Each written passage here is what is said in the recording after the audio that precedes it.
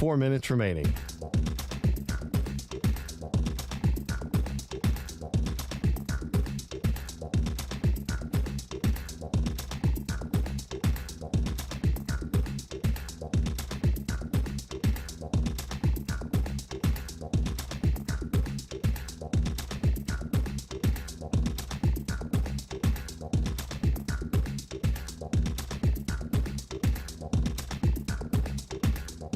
Three minutes, 30 seconds remaining.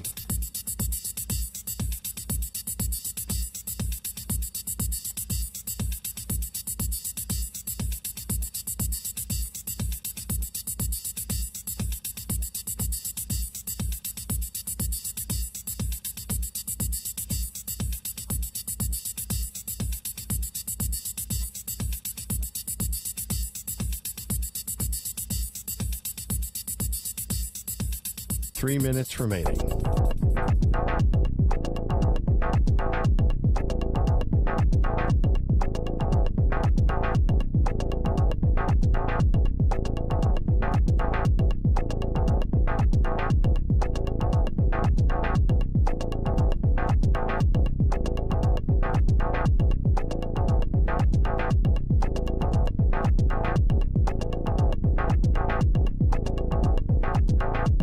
Two minutes, 30 seconds remaining.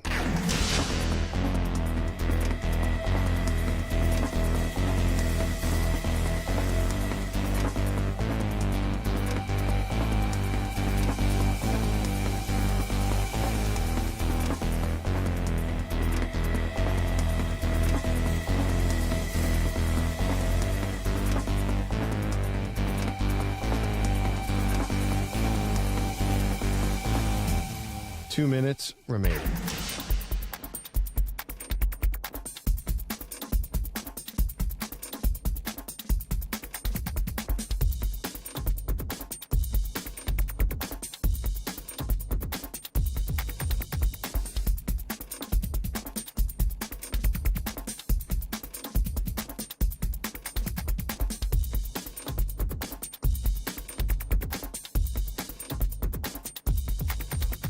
One minute, 30 seconds remaining.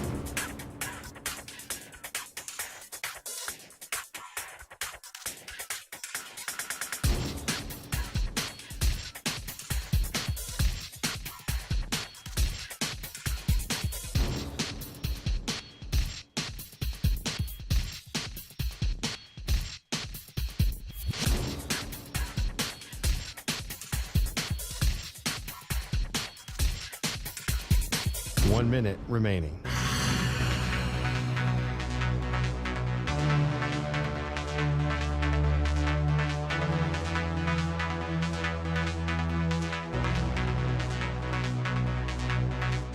Forty-five seconds remaining.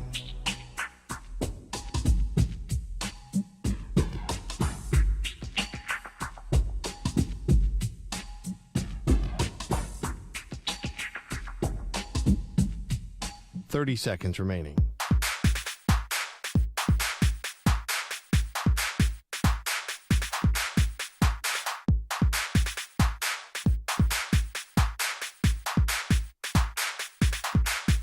Fifteen seconds.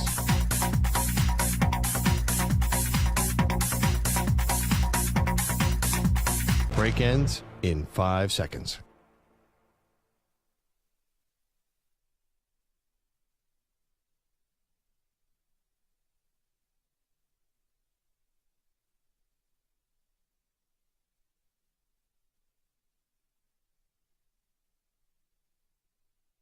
To infinity and beyond. He's live. He's nationwide. This is the Zach Gelb Show.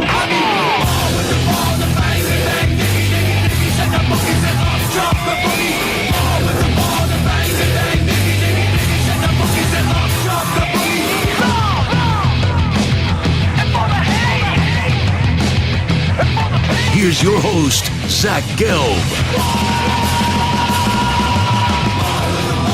Live from the Play Show yet not overly ostentatious studios of the Infinity Sports Network here in beautiful New York City, sitting on top of the 10th floor of 345 Hudson Street. Welcome on in to what is a quick week here. It's already Thursday, a Thursday edition, holy smokes, of the Zach Gelb Show across all the great local Infinity Sports Network affiliates, Sirius XM, Channel 158, the free Odyssey app, and of course, streaming live on YouTube. 855-212-4227 is the number to jump on in.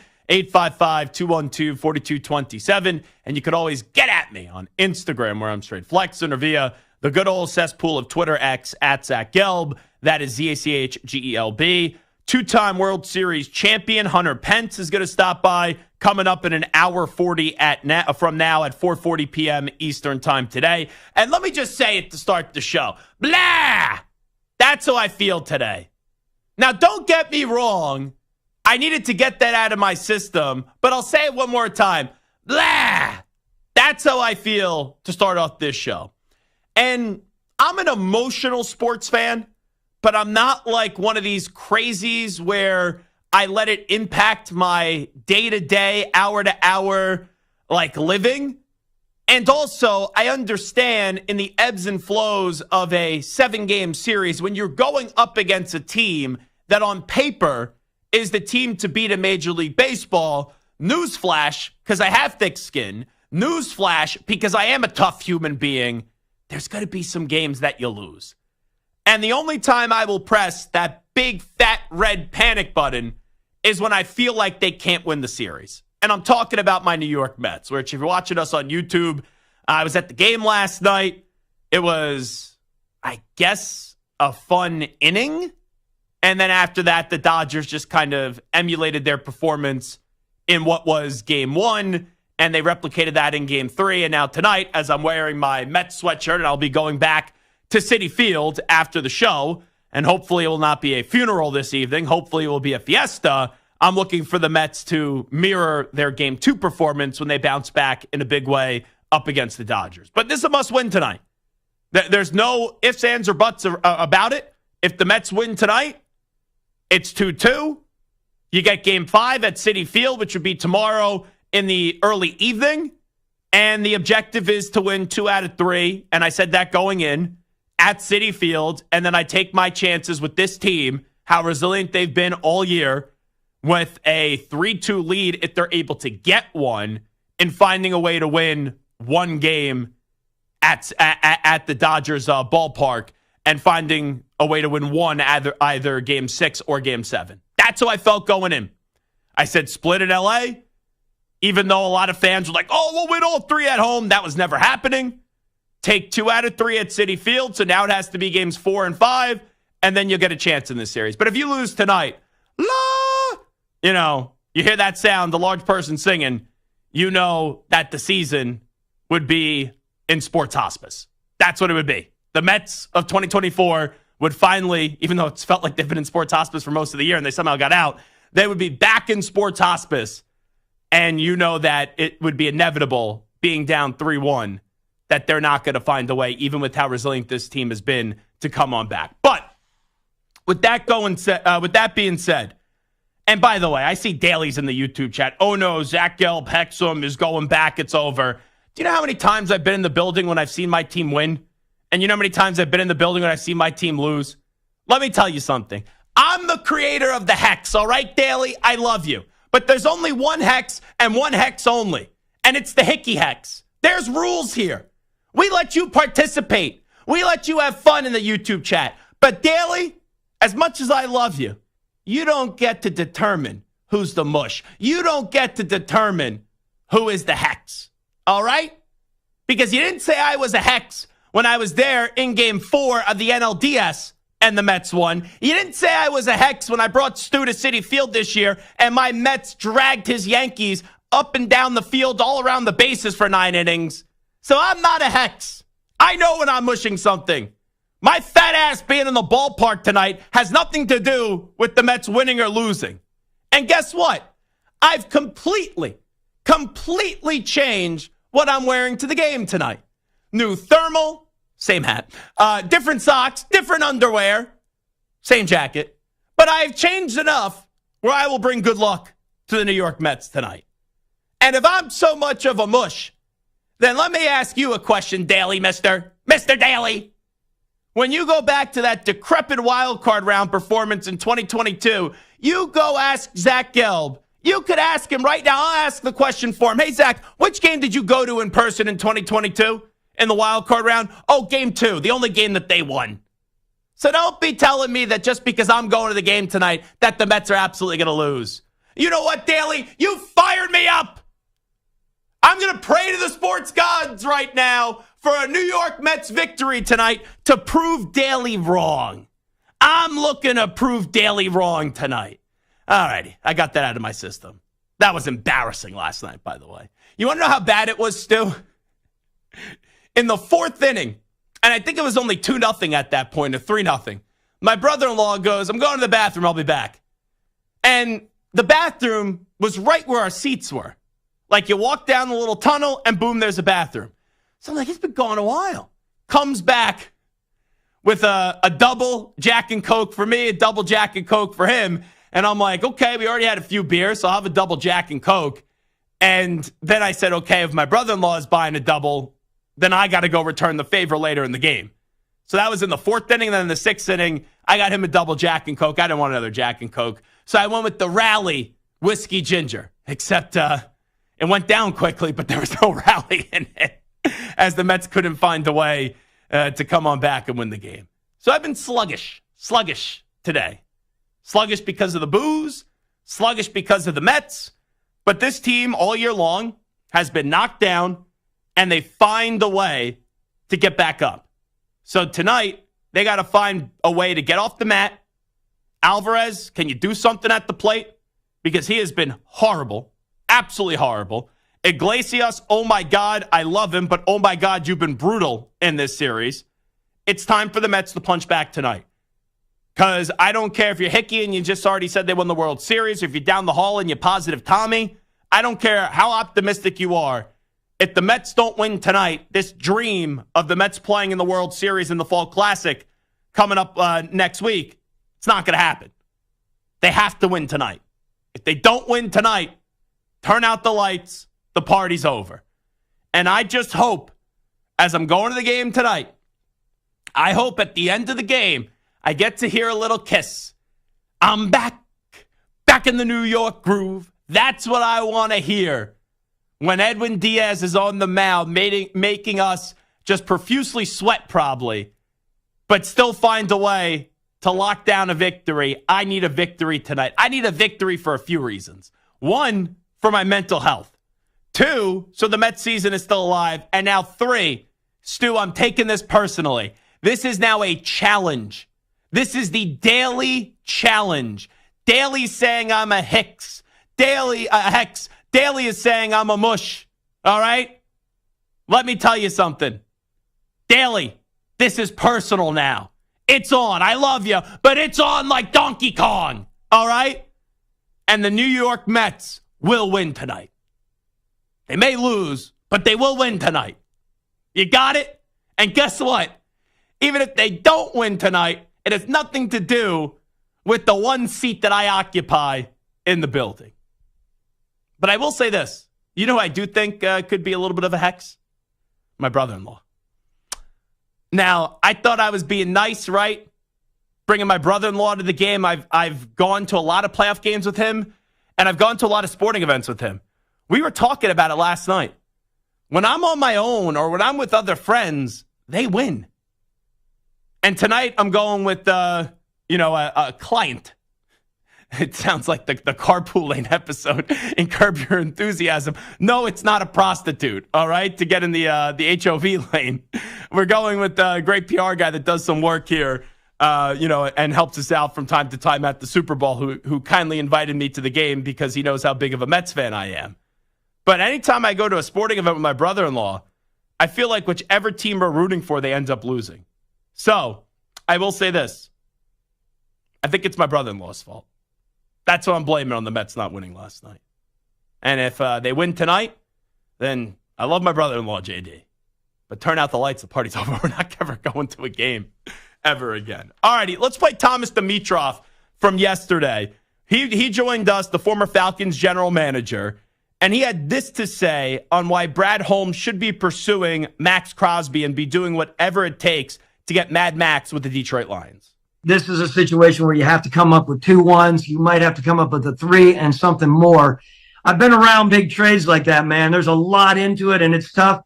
Sometimes when you look at the initial offers on both sides, you're like, oh, my God, how are we dealing with this? When I go back to Julio Jones, I was gasping early when I thought about it. 2, 3, 5 days went along. You're kind of numb to it, and you're like, let's go. We got to do what's right for the organization on both sides. I just believe it's going to have to be legitimate, and I think it has to have 2 1s in it. Yeah, and you know what I also wonder? Would you get more after the season than compared to in the season? Just wondering. You might, but I mean, can you imagine Detroit having both of those cats back in the rush game next year? Be great. It would, to me, along with, a situation right now that Detroit has, by the way, we really haven't even talked about this, an offensive coordinator that's one of the best out there who's going to go be a head coach somewhere. They want to capitalize on what they're doing there now. They don't want to lose the momentum here. I mean, Aiden is legitimately one of the very best in this league at what he does and beyond. I just think they have to capitalize, and that's why I think they should knock hard on that door of the Raiders to see what they can pull out of them. Thomas Dimitroff is 100% correct.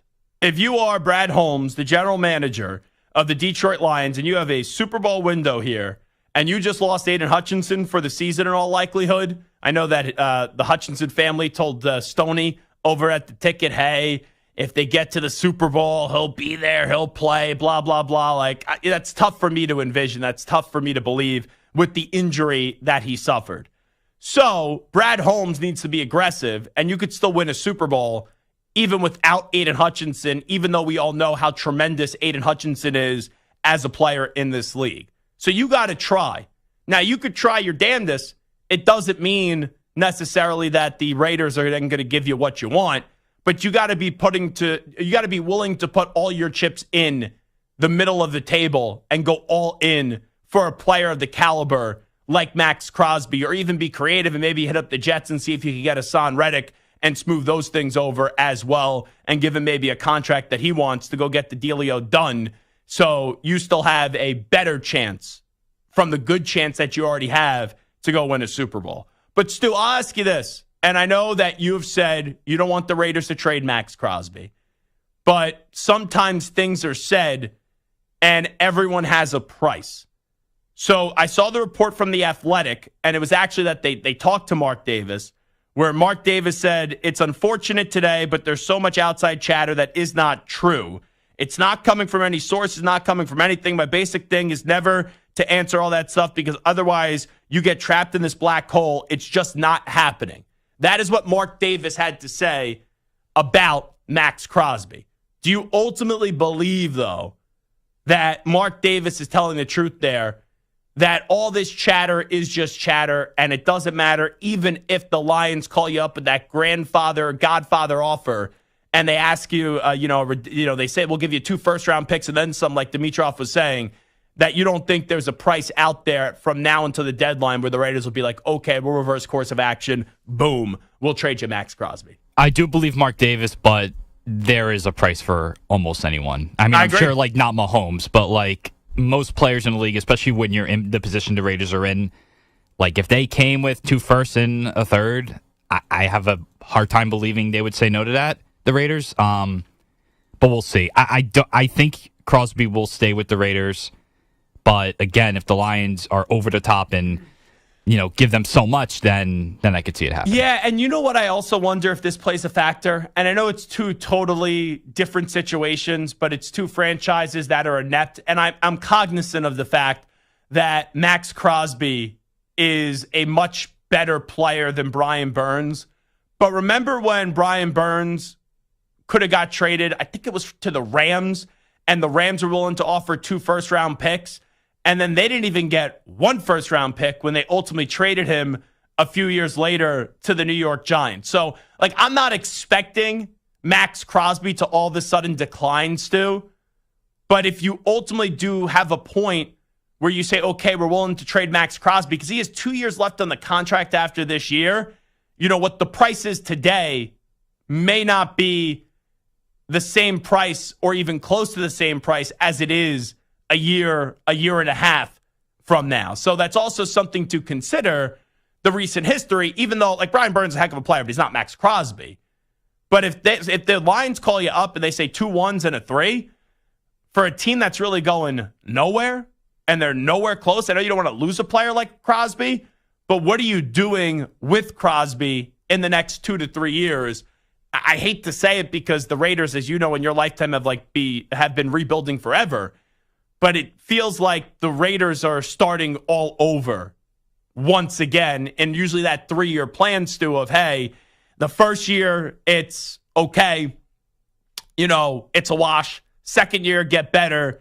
And then third year, go be a playoff team. It seems like with now Brady, even though it's like, 10% total, but he only individually has 5% of it, of the ownership share. It does seem like they are resetting once again, and they're going to let Brady pick that quarterback. So that's why I usually would not advocate to trade a player like Maxx Crosby, but if you get that offer of 2 1s and then some, I would highly consider it, or actually I should say I would end up trading Maxx Crosby if I was the Raiders still.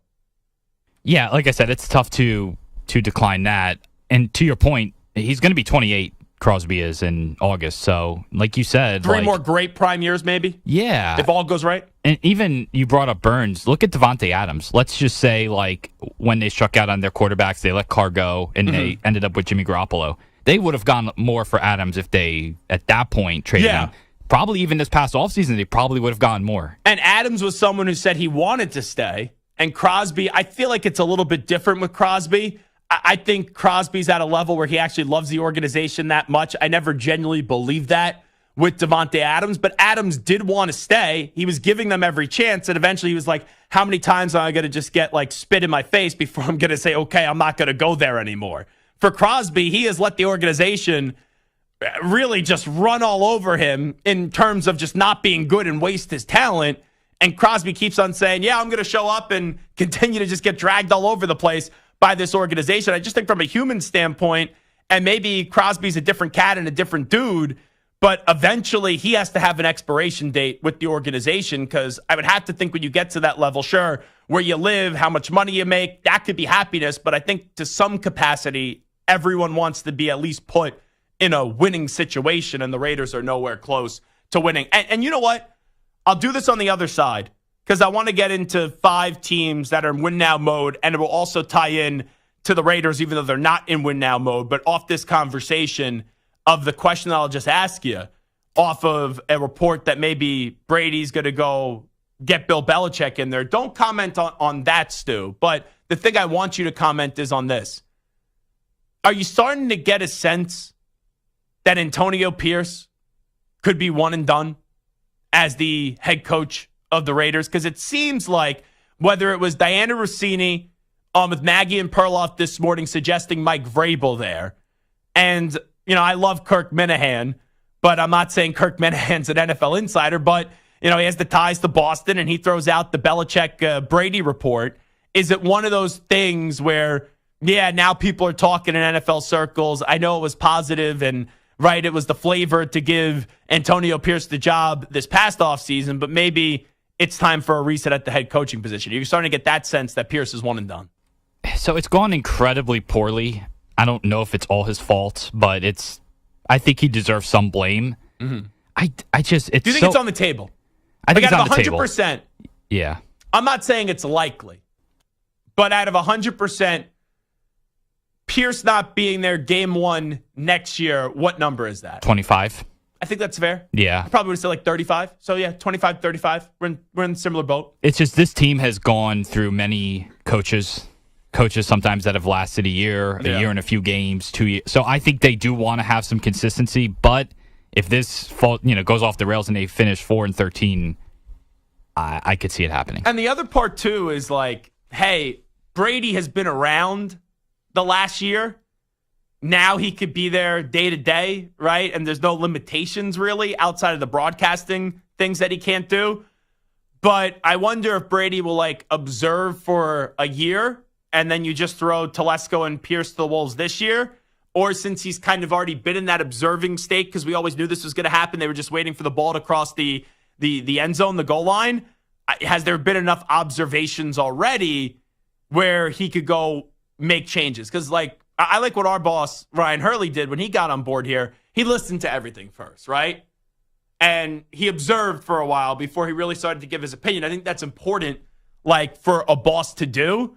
But also, not every boss does that. Sometimes bosses just come in and they're like, okay, you're gone, you stay, you gone, you stay. Like Ari from Entourage, when he walked in with the paintball gun, he's like, you're fired, you're not, you're fired, you're not. So that's where we're at right now with the Raiders. All right, this is Zach Gelb Show on the Infinity Sports Network. We'll get to this Belichick-Brady report when we come on back. Also, 5 teams that are in win-now mode. How many of those teams do I actually believe can go win a Super Bowl this year? You're in a 5-minute break.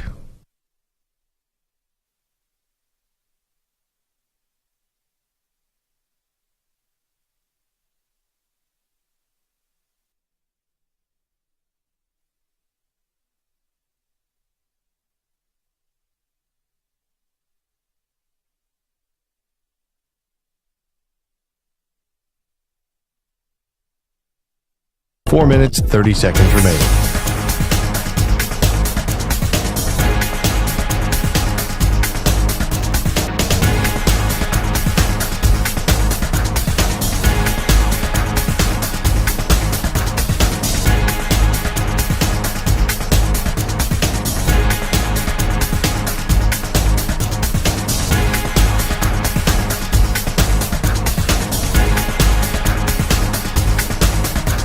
Four minutes remaining.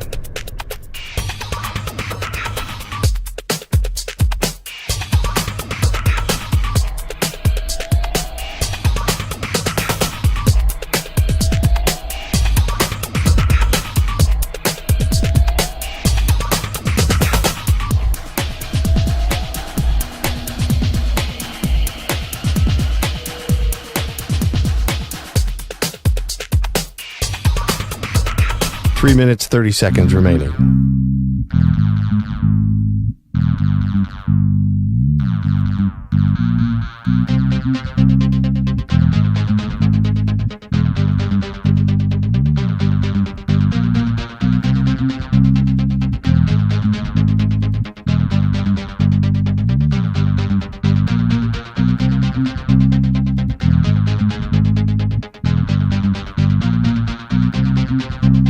Three minutes remaining.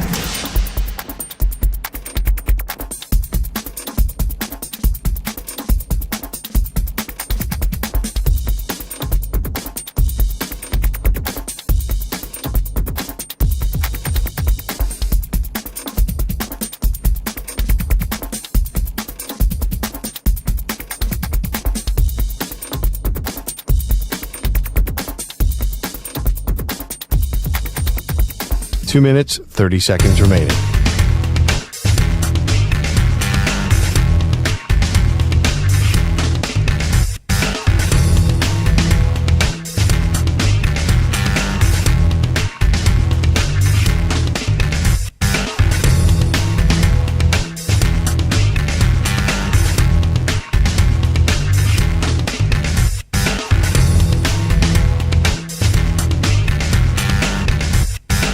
Two minutes remaining.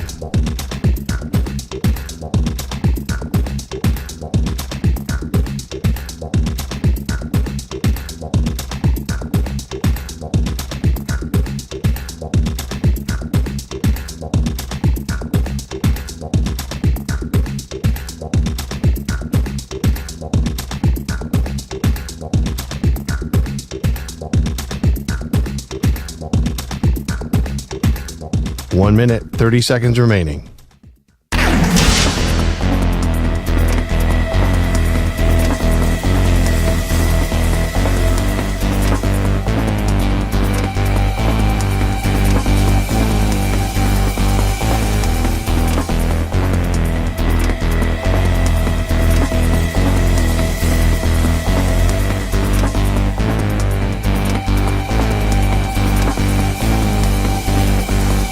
One minute remaining.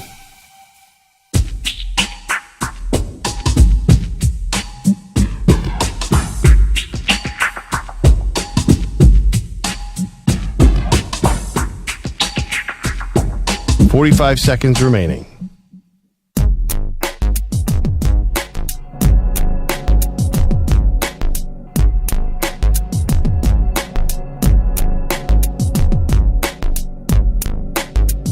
Thirty seconds remaining.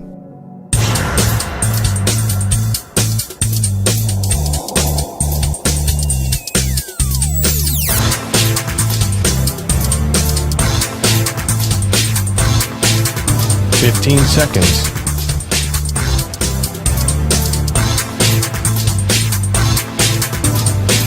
Break ends in 5 seconds.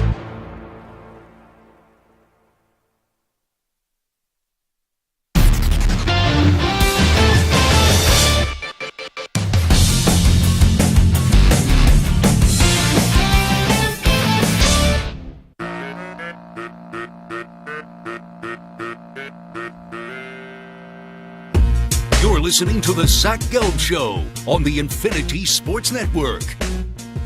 All right, it is the Zach Gelb Show on the Infinity Sports Network. I got 2 audio clips here. Let's go Brandon Beane, the Bills general manager, who was on the Pat McAfee show yesterday. And he was asked about the Bills trading for Amari Cooper and what it means. We were still all in. If this didn't happen, if Cleveland was not ready to do it, we were going to continue to monitor. And listen, we still got a few weeks for the deadline. If we feel there's something else that we need or can help us get over the top, we have been all in all along. I know we lost some names this offseason, some guys who have been captains. This was kind of what I said was an offseason of transition. But the mindset here, as long as Josh Allen's our quarterback, is we're going to try and win this thing, and we're going to do what we can every single year. There's some times when general managers speak, and I just have an ability to remember things that have been said years ago that still, for whatever reason, just always strike a nerve with me. And whenever I hear that person speak, even if they may have forgot it or try to pretend like they didn't say it, I always remember it. And I like Brandon Beane a lot. Brandon Beane has been extremely kind to me. He's come on the show a bunch. I am a fan of Brandon Beane. I think he's a really good general manager. Wait for it. But the one thing I remember that Brandon Beane said is a few years ago when they asked him if it was Super Bowl or bust, and he refused to say it. And now you're saying, hey, we're in win now mode. We're all in. I feel like a follow-up needs to happen there from Pat McAfee. Like, okay, you say you're all in and it's right win now mode. To what extent? Like, is this the year you're finally willing to say that it's Super Bowl or bust? And I know that last year they put up a Super Bowl trophy, a picture of it in the practice facility. But Stu, that to me is always something that I hate. It's the one thing I hated that Brandon Beane did a few years ago when he wouldn't say it's Super Bowl or bust. That one always sticks out to me. And then Daryl Morey, too. I don't know if you recall this, but this goes back to when Daryl Morey was with the Rockets. This tweet may have been the most obnoxious tweet I've ever seen from a general manager or president of like basketball operations, however you want to refer to Daryl Morey as. When they lost to the Warriors, they were like, yeah, we lost to the Warriors, but we beat them a few times while losing in a series, which we've won more playoff games against the Warriors than any other team in the NBA. And I'm like, well, how many playoff series did you win up against them? Oh, 0? So what does that mean? But that comment by Beane has always stood out to me. Refusing to say Super Bowl or bust, but when you say that you're all in and the time to win is now, isn't that him admitting that this is a Super Bowl or bust year for the Buffalo Bills? I think it is. And then if that's the case, then I would think Sean McDermott is on the hot seat. Like, if they don't get it done this year, they have to make a decision to move on maybe. If they, finish with, getting out in the wild card round or divisional round, like, it has to be. You can't just say it. But you know what, though? I don't feel like this is Super Bowl or bust this year for the Bills. Like the other years I did. The expectations were lowered this year for the Buffalo Bills. And not only that, it's like, is anyone crushing the Bills this year if they don't win the Super Bowl? I don't think so. And then also, I don't believe that the Bills are actually putting McDermott on the hot seat because the Pagula family is afraid to experience what life is like without Sean McDermott, because that was an organization. I know the Pagula family hasn't always been there, but they weren't in the playoffs for like 15, 16, 17 straight years before Sean McDermott got there, which I don't think that's the right way to run an organization, because just sometimes you have someone like build up your house from the ground up, and then you go get someone to put the finishing touches on the roof, right, to finish off your house. That's not the person that did 95% of the building of the home. So it's bizarre that this is like the approach that Bean is taking right now, when it doesn't feel like this is the year where it's Super Bowl or bust for the Buffalo Bills. And quite frankly, I put together a list here, Stu, of the top 5 win now mode teams, and the Bills weren't on it. Like, number 5 was the Jets. I don't believe the Jets are winning this year, but you have a window with Aaron Rodgers. Number 4 are the Eagles. I don't believe the Eagles are winning this year, but you have a talented roster. I ultimately think the coach and Nick Sirianni, which you saw last week, even in a win, is going to derail your season because he's like a child, not an adult. 3, I think the Ravens are in win now mode. You don't know, with the style that Lamar Jackson plays, how many more years he's going to be great, even though I think he's an elite quarterback, obviously winning 2 MVPs in this league. And I believe the Ravens can get to a Super Bowl this year and win it all this year. I picked them before the season started as my representative to come out of the AFC. I think the Lions are in win now mode. And I believe the Lions, even without Aiden Hutchinson and that injury, can go win a Super Bowl this year. And then I think the number 1 win now mode team for this year are the San Francisco 49ers, because they've been so close. And that core, even though you got, right, Purdy, who was young, but there's a lot of wear and tear on Deebo Samuel. You just paid Ayuk. Who knows when McCaffrey is going to be back? Defensively, you got some older guys as well. Trent Williams obviously has been up there in years now for the last few years, and they've had so much wear and tear on that body and that machine and that juggernaut that are the San Francisco 49ers. They've been so close yet so far. Eventually it catches up to you. So I think that the Niners in the next 2 years, if they don't win a championship, then they're not going to win a championship with this group. So those are the 5 teams that I think are in win now mode in the NFL. Let me quickly get to this sound. It's from my old pal Kirk Minahan, who I grew up listening to Kirk's show on Sports Radio WEEI in Boston. And then for a bunch of years at the Super Bowl, I think he always enjoyed coming on with me because I was a fan of his show. And then I would call him out on some of his BS and some of his shtick.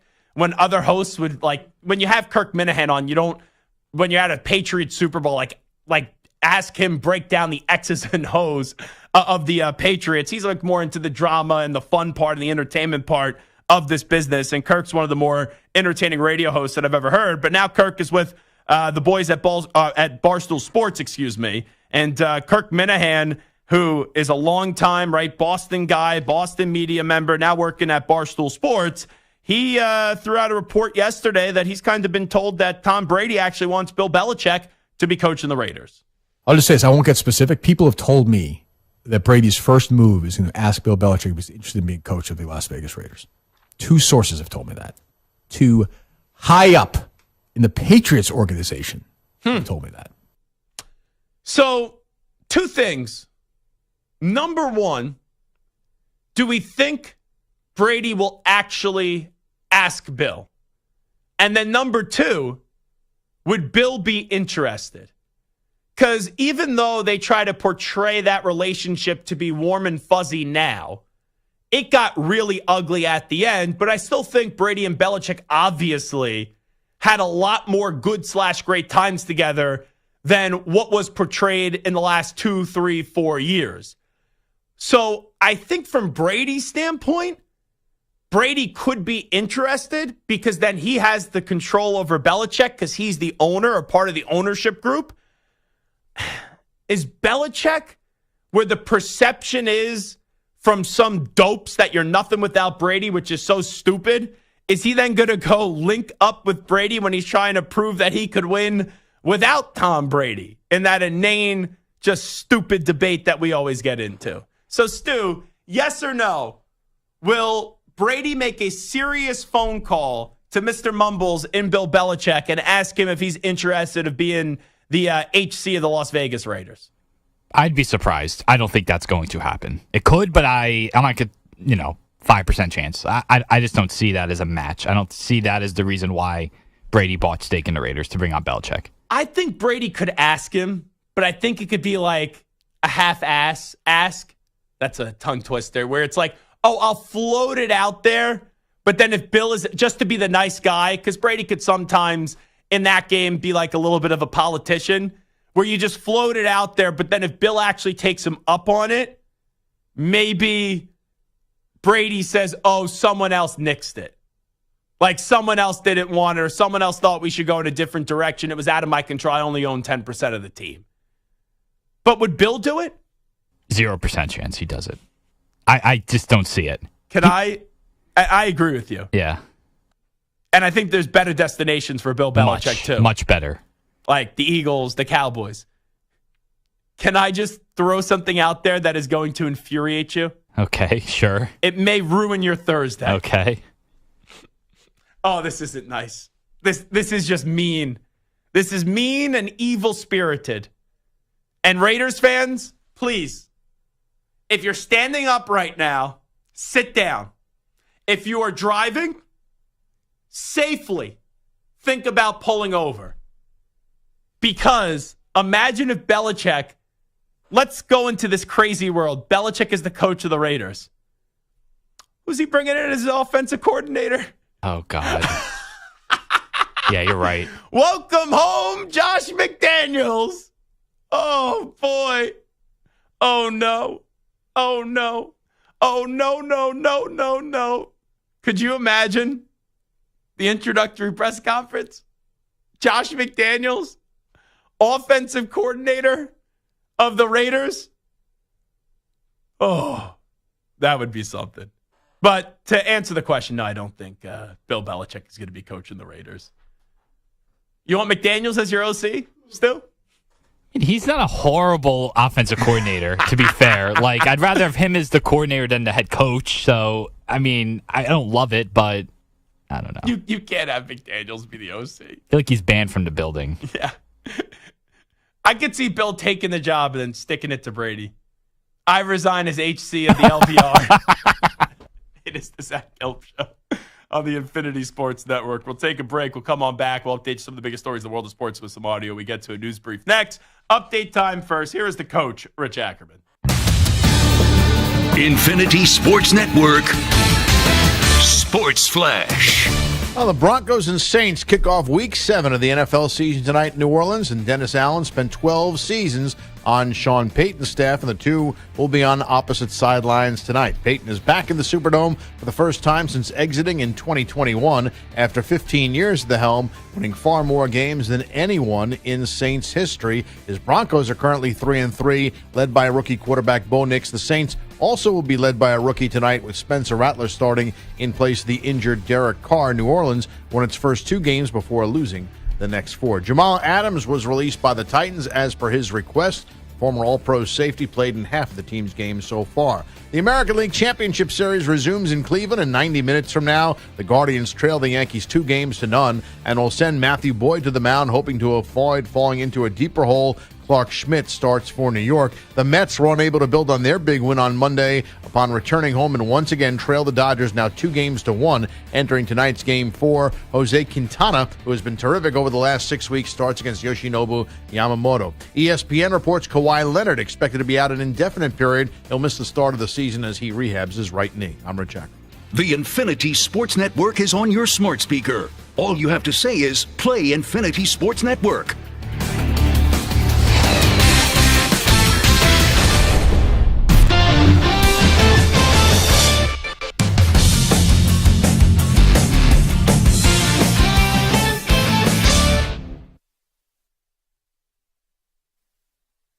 You're in a 5-minute break.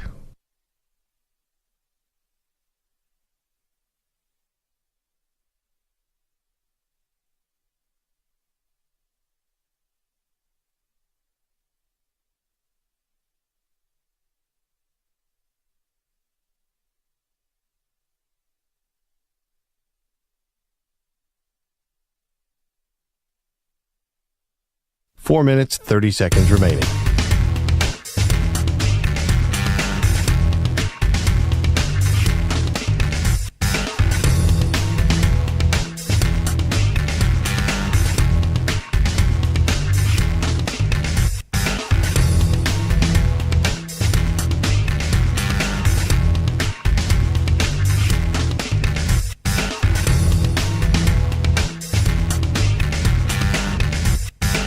4 minutes remaining.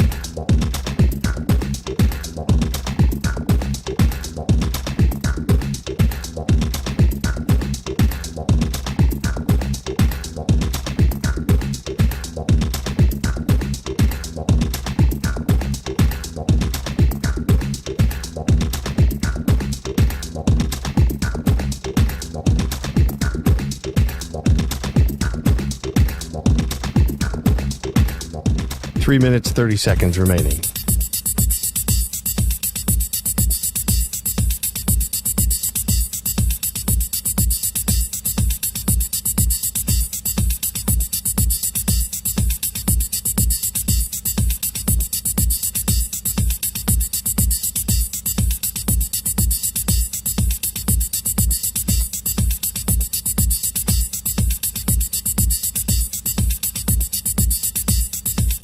Three minutes remaining.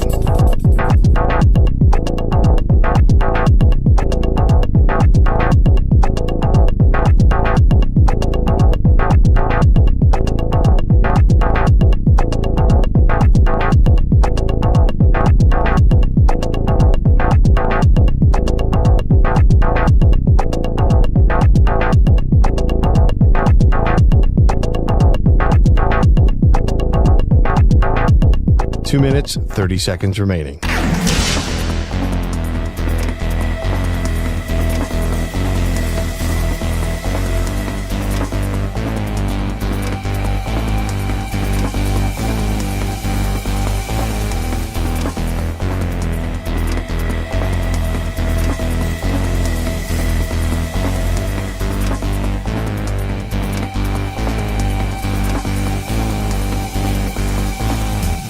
Two minutes remaining.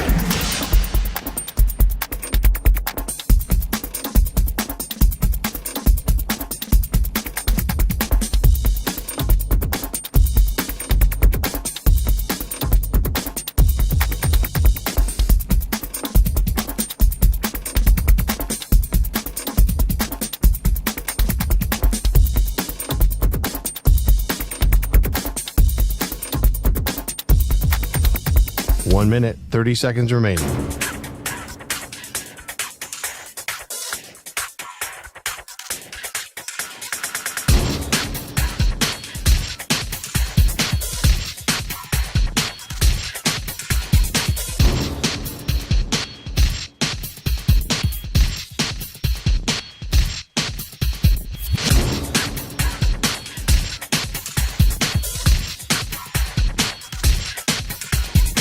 One minute remaining.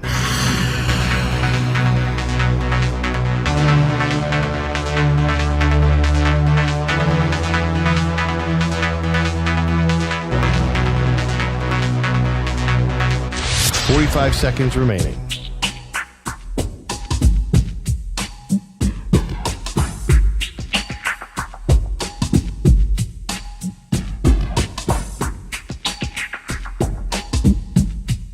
Thirty seconds remaining.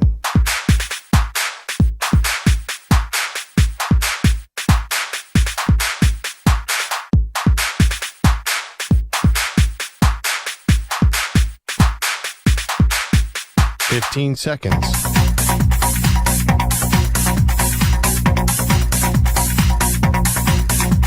Break ends in 5 seconds.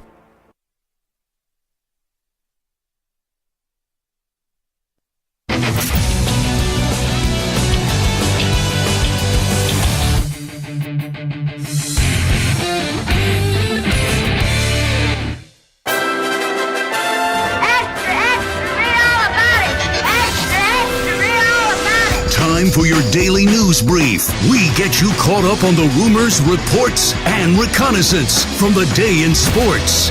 This portion of the show is sponsored by the new 2025 Hyundai Tucson Hybrid that has class-leading advanced safety features like the available blind spot view monitor to make your ride more enjoyable. We do have breaking news.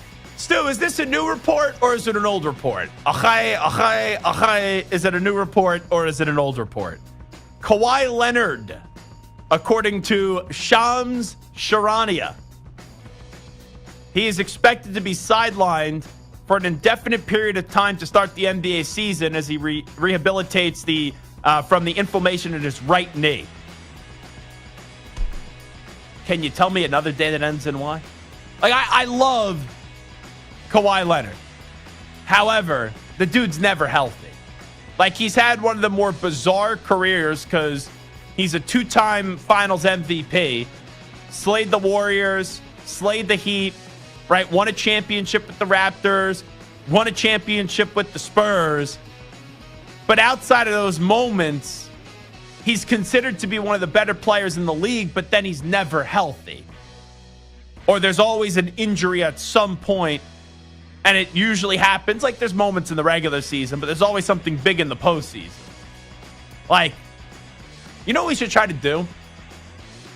I wonder if you could bet on how many games Kawhi Leonard's going to play this year. Because I just wonder what the line would be.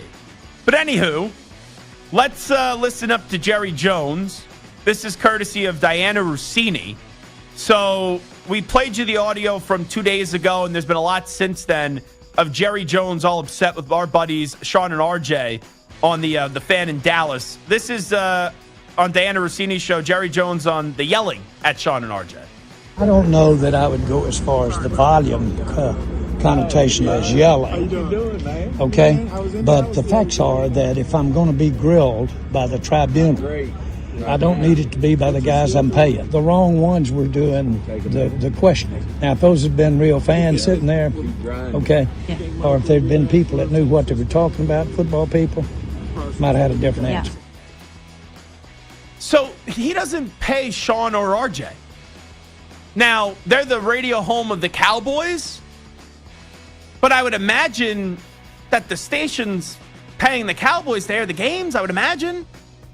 So, like, if there's some money involved that I'm not aware of, but Sean and RJ aren't getting paid by Jerry Jones, and to basically say that those guys don't know football, well, Jerry, what football do you know? Like, I get it, you played, I get it, you're in the Hall of Fame, but you haven't got a team, forget about getting to a Super Bowl, that has been in an NFC Championship game since 1995. So how much do you know in the year of 2024 and still know about building a successful team? So this idea that Sean and RJ were also like confrontational with him or were at a line, they asked like, I don't want this to come off like as I'm criticizing Sean and RJ because I'm not, but those are pretty light softball questions. Like, everyone has that opinion that you should have done more this offseason. And it's not the first time you heard it. So stop being a douche, Jerry Jones. Don't be a douche today. That's what I would say. You're just upset because you're a big baby, right? And other people are trying to hold you accountable. So now you're like, wah, Sean and RJ were mean to me. They hurt my feelings. Like, shut up. You love the drama. You even contrived that drama. You were looking for a fight. So don't play the victim card now like we're supposed to look at you like you got screwed over in this. You're a fool. That's what you are right now, Jerry Jones. You're a rich fool. Now, I'd love to have your money, but you're acting like a fool. Here is Troy Aikman on 96.7 The Ticket in Dallas. He rips the Cowboys wide receivers, including CeeDee Lamb. I think the routes are terrible. I think they run terrible routes, and I've thought that beyond this year. And I think CeeDee's got to improve in his route running. And as a quarterback, if you're not certain where guys are going to be consistently, it's hard to play the position. And so that's what I see. I see guys lazy coming off the line of scrimmage. Sometimes they run. Usually, if they do, it's because they're anticipating they're going to get the football in that play. But if they're not, they don't, and it all ties together. And so I'm not impressed with that part of it. Still ask you this. Would you like to see Troy Aikman be the GM of the Dallas Cowboys? Probably do a better job than their current quote-unquote GM. Right? Think so. And I think that's been floated out there before. But I think Troy Aikman would be a lot more professional than Jerry Jones.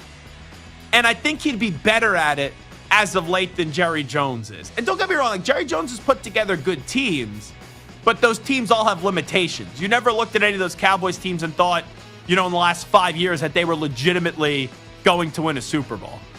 And also, like, Jerry Jones, even though he's a Hall of Famer, and right, he's one of the greatest owners of all time, every time he opens his mouth, it's like a punchline to a joke. I think Troy Aikman would bring some respectability back to the drama Dallas choking Cowboys. That's what I just thought of when I heard that. All righty, let's hear from a former Cowboys wide receiver, also a former Raiders wide receiver, and also a former Cleveland Browns wide receiver. Now he's a wide receiver for the Buffalo Bills, who make you want to shout. And we'll see if he'll be jumping through some tables anytime soon. Here's Amari Cooper. Does the trade to Buffalo rejuvenate him? Yeah, it does. It does 100% for several reasons, actually. It's just that feeling of having a fresh beginning, a new start, blank canvas that you get to control your destiny, So, yeah.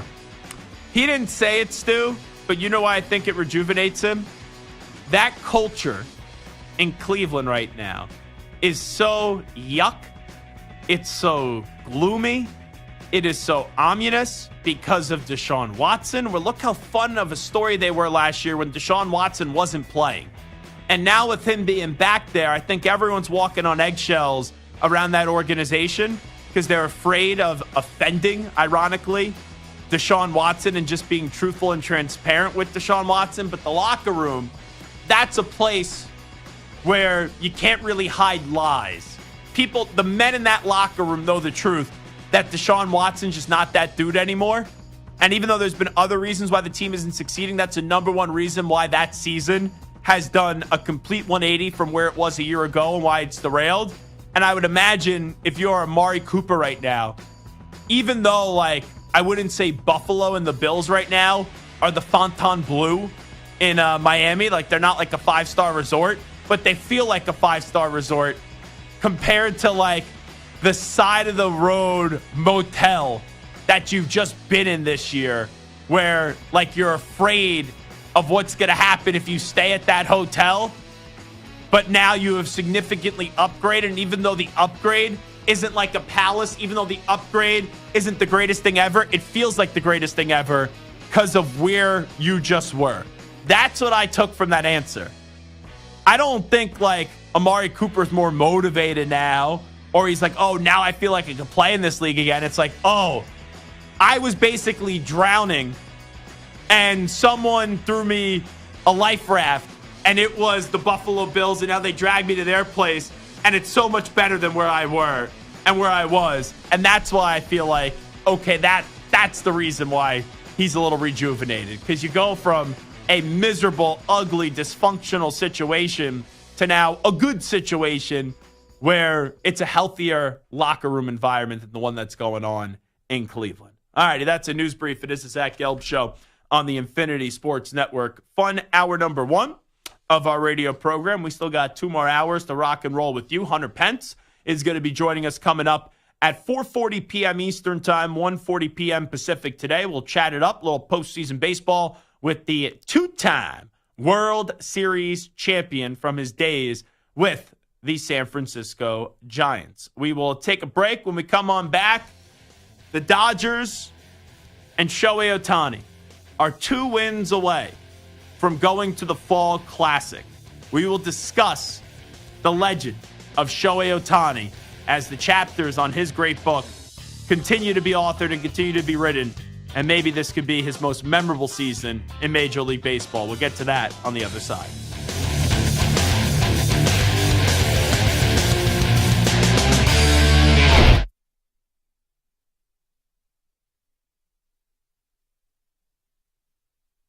You're in a 5-minute break.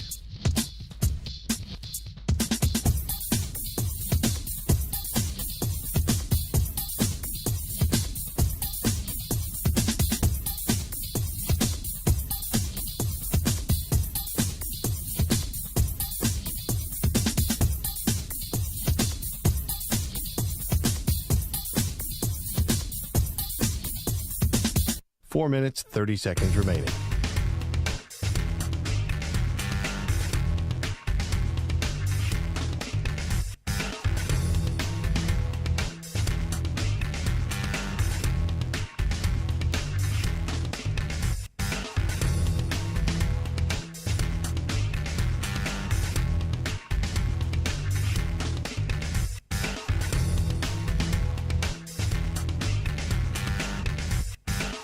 4 minutes remaining.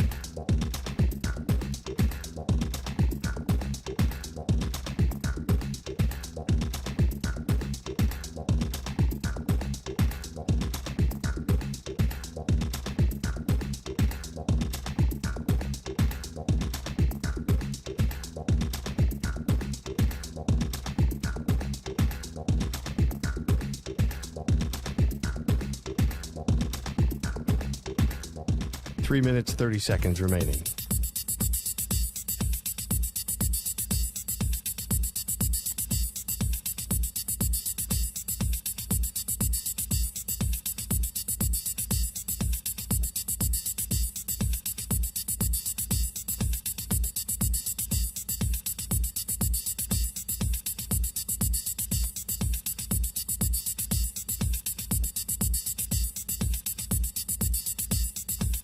Three minutes remaining.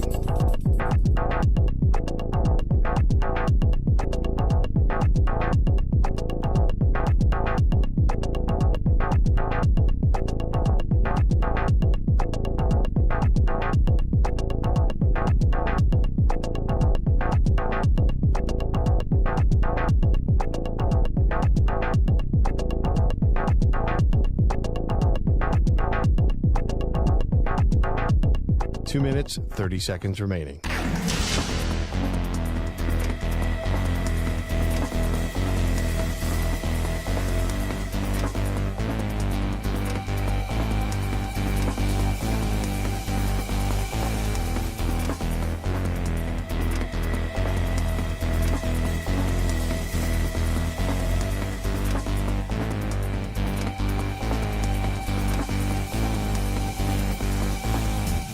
Two minutes remaining.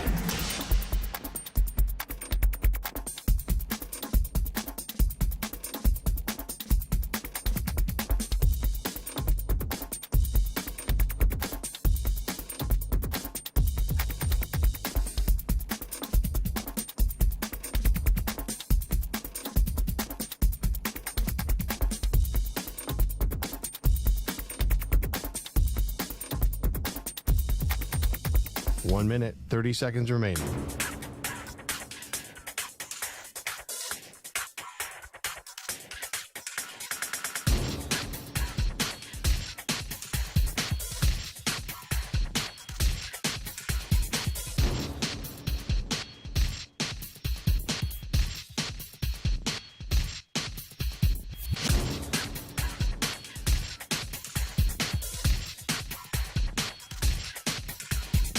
One minute remaining.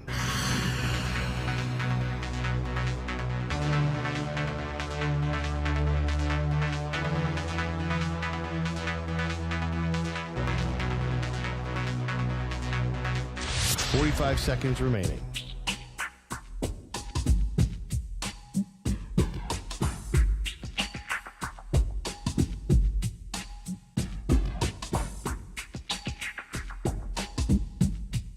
Thirty seconds remaining.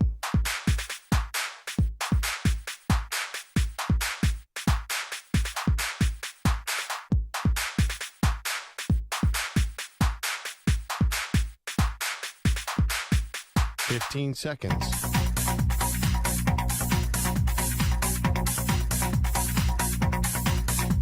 Break ends in 5 seconds.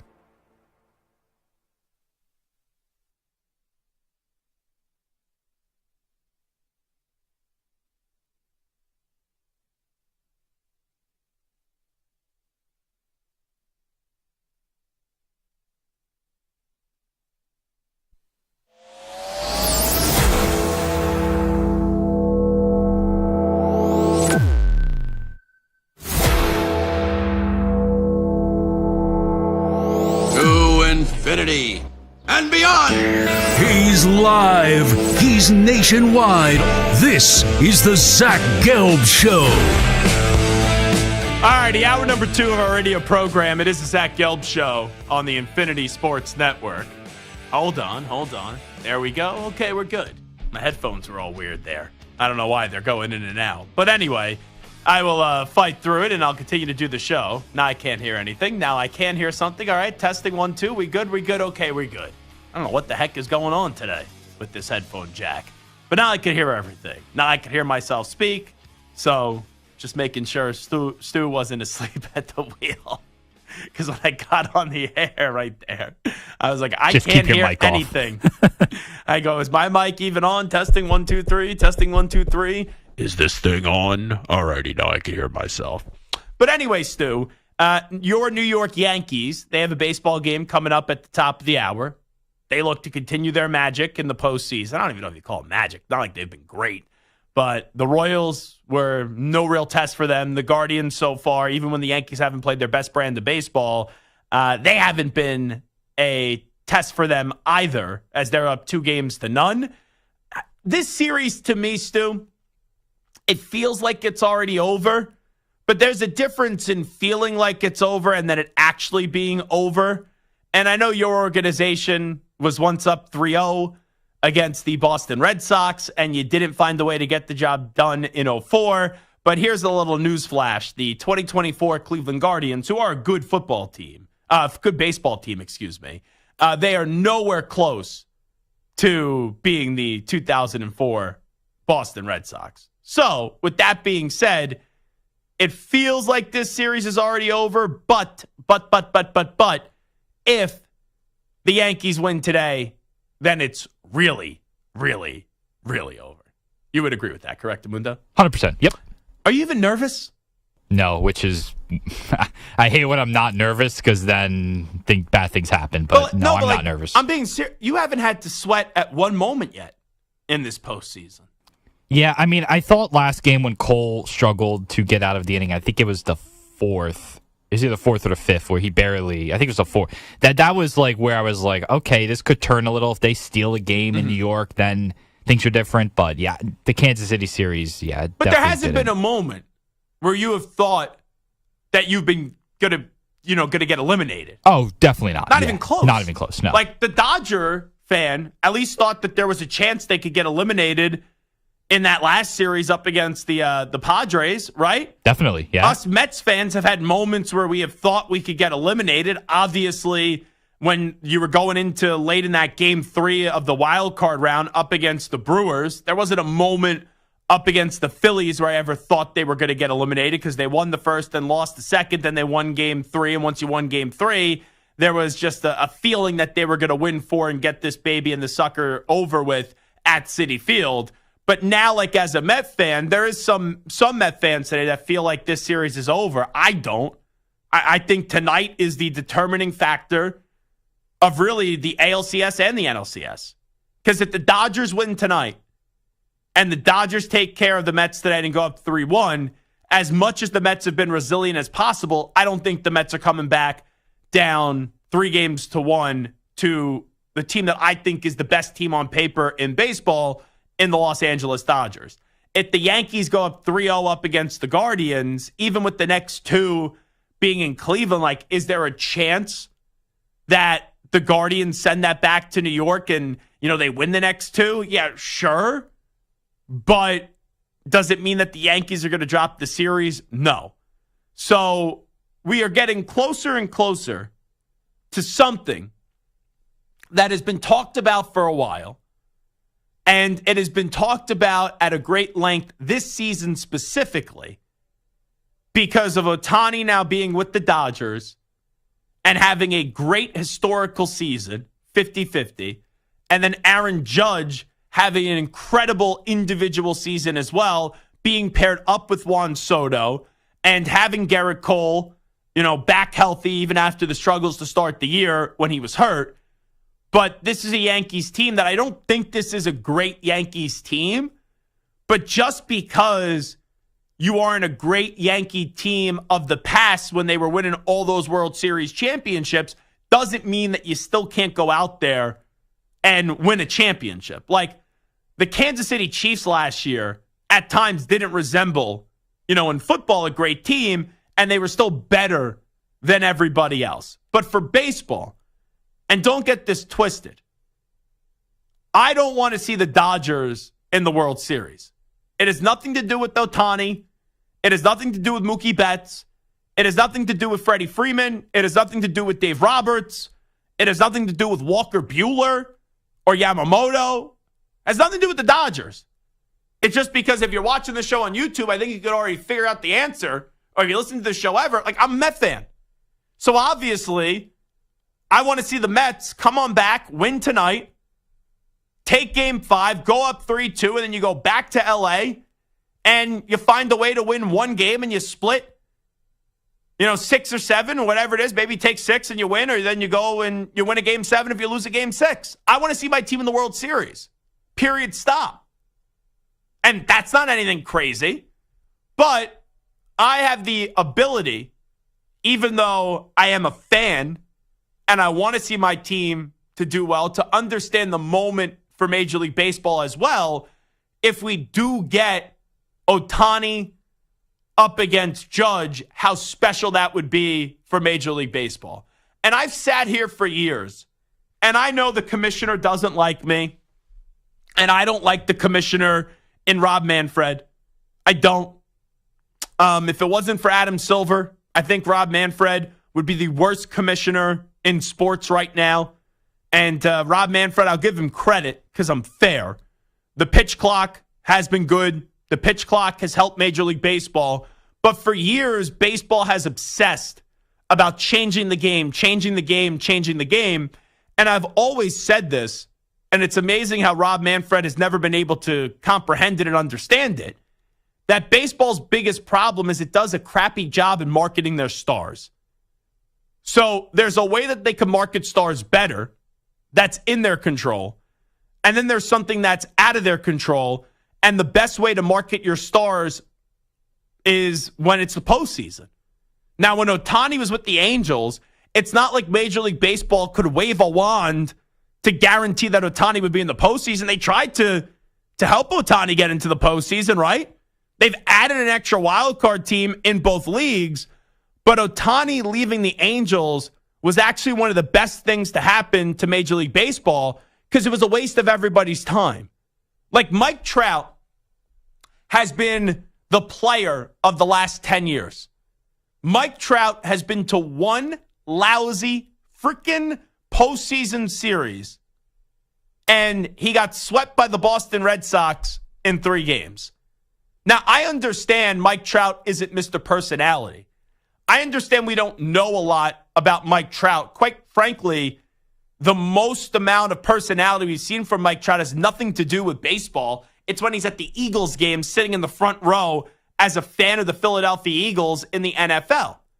So I don't know how much more Major League Baseball could have helped in aiding the marketing of Mike Trout when he kind of just wanted to be a star, play great, and kind of live a life of obscurity. Like, he's not a spotlight guy. And that happens, right? And I think it's a big reason why Mike Trout has never left the Angels. But a guy like Ohtani, there's so much on the line because it's not only in the U.S., it's outside of the U.S. And also, as great as Mike Trout has been, even though he suffered a lot of injuries, Ohtani does something that we've never seen before. Like, anyone living has never seen before. Because none of us were alive to see Babe Ruth. But you look at Ohtani, he has proven this year that even without the pitching ability, because the last few years when he's been able to be on the mound, you saw the way that he would dominate and truly be an elite pitcher and then be an elite hitter. Like, you know what? We talked about the Travis Hunter stuff yesterday, and I threw out there that Travis Hunter is like the Shohei Ohtani of college football in terms of he plays both ways. And I may have said yesterday, like when talking about Travis Hunter, he's elite on both sides of the ball. I actually take that back. I think he's elite defensively. I'm not going to say he's an elite wide receiver in terms of a number production when you compare it to Ohtani. Like, Ohtani had 50-plus home runs and 50 stolen bases this year. That's just stupid. Travis Hunter is as good of a wide receiver he is, doesn't put up the prodigious numbers like that at the wide receiver position. So when you look at someone like Ohtani, what makes this year so special is 2 things. Even though he didn't need this year in terms of not being able to pitch, but it further emphasizes just how stupid in a good way he is at the plate and how well-rounded his game is even when he can't pitch. But also the greatest strength for Shohei Ohtani is now he's actually in games that matter. And he plays for a team that matters. So there's so many opportunities now where you could go have Shohei Ohtani, and Shohei Ohtani is playing in games where everyone's able to watch. Like, you look at Ohtani now, like, I understand I watch, and Stu, you watch, like, the majority of 162, but there's such a large contingent of fans that don't watch all 162. And when do they tune in? It's like kind of a little hockey-like. Not as great, because hockey, it's so different. Like, I watch regular season hockey. But how many more people jump on the bandwagon for the Stanley Cup playoffs is totally different. Right, compared to baseball, but it's still the same point. You have a lot more people watching in the postseason. And to be able to market Ohtani just being in the postseason is an enormous strength, not only here in the U.S., but outside the U.S., for Major League Baseball, because he is an international star. And I would say the two biggest video game players right now, what I mean by that, is like, hey, guys that don't even feel like they're real when you're watching them, it's Aaron Judge in the AL and it's Shohei Ohtani in the NL. And Stu, now we are 2 wins away for the Yankees and 2 wins away for the Dodgers from us seeing the two biggest stars in the game right now. Judge, who's like a myth, and then Ohtani, who's like a myth. And they're video game creatures doing things in real life that are just stupid good from seeing the two of them meet up on the biggest stage that the sport has to offer. And no, it's not the World Baseball Classic. It's the Fall Classic. And that would be, even though I don't want to see the Dodgers get there because I'm a Met fan, I could have an appreciation for that moment, even if my Mets get eliminated. Hey, heck of a season by the Mets. They shouldn't have gotten this far. You know, even if they lose, there will still be an excitement level, even though it could be tough because of how fresh the wound is, where I'll be tuning in and watching the World Series, because it's a World Series, but it's not like it's a dud World Series on paper. It would be as hyped of a World Series as we've had in a while, just from a marketing standpoint, where you could put Judge on the left side of the screen and Ohtani on the right side of the screen. And, oh, yeah, by the way, you also get underneath that, like, Juan Soto, who, right? Juan Soto has won a World Series. Juan Soto had his marketing moment at, like, 2021. That was greater than anything Mike Trout has had from a marketing moment because he's playing in these games that matter. And then, oh, yeah, Mookie Betts, one of the more likable guys in the sport.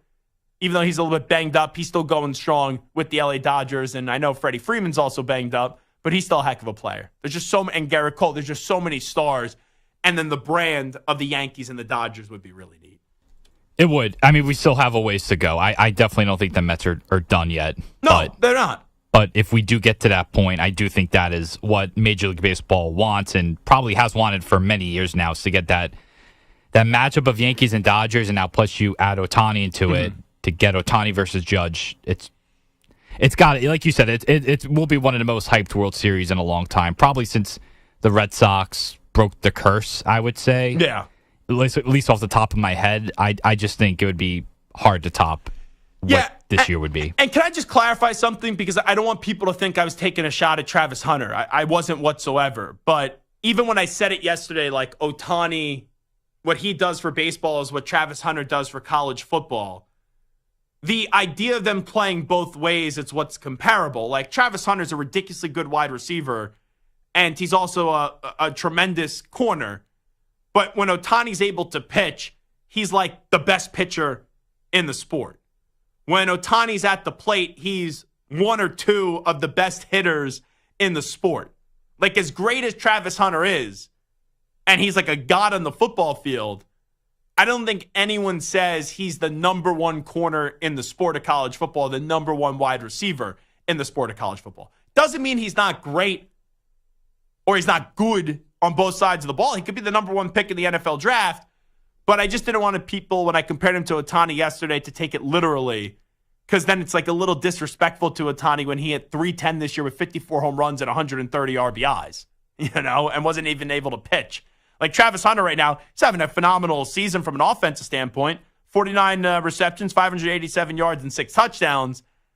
But even those numbers, and it shows you how godlike Ohtani has been, for his sport would pale into comparison what Ohtani has done as a hitter compared to Hunter as a wide receiver, even though what he's doing right now is absolutely ridiculous. All right, this is Zach Gelb Show on the good old Infinity Sports Network. We will take a break. When we come on back, you always love a good what if in sport. This, to me, though, when we come on back, could be actually my greatest what if question ever, because there's so many dominoes that would fall if this person would not have joined one team and go on to have a legendary career with that team. We will get to that on the other side, but first, we will take a 5-minute timeout right here on the Zach Gelb Show after this message. Football is back, and what better way to celebrate than winning some cash with Sleeper Picks? Sleeper Picks is a fantasy game, but you could win real money. Just pick more or less than at least 2 player stats. If your picks are right, you win. You can pick up to 8 players to win up to 100 times your money, and Sleeper has a couple huge offers to kickstart the football season. For new users, Sleeper will match your first deposit with up to $100 credit to your account. If you've already played, Sleeper's got discounted player projections for you every week of the season. So download the Sleeper app now and use promo code SCORE, and your first deposit will be doubled with the credit up to $100. What are you waiting for? Download Sleeper today and use code SCORE, S-C-O-R-E, for a credit up to $100 match on your first deposit. That's code SCORE. Must be 18 years in most states and in state where it is legal. Promo code and other restrictions apply. Visit sleeper.com. Please wager responsibly. Gambling problem? Call 1-800-426-2537 for help. Paid for by the Lit Studios.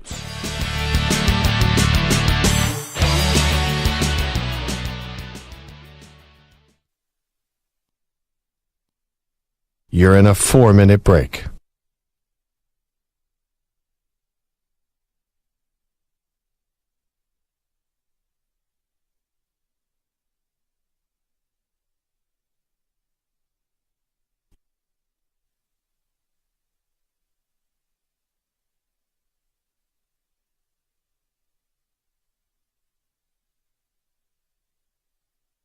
Three minutes, 30 seconds remaining.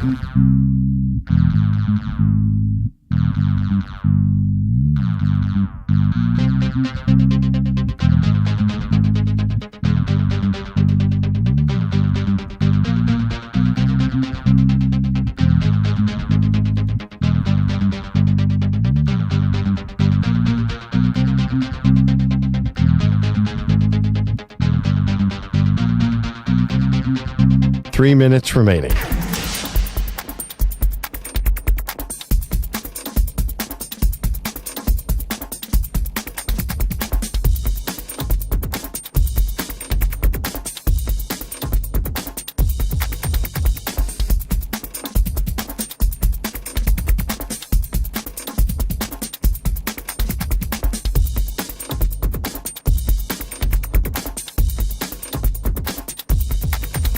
Two minutes, 30 seconds remaining.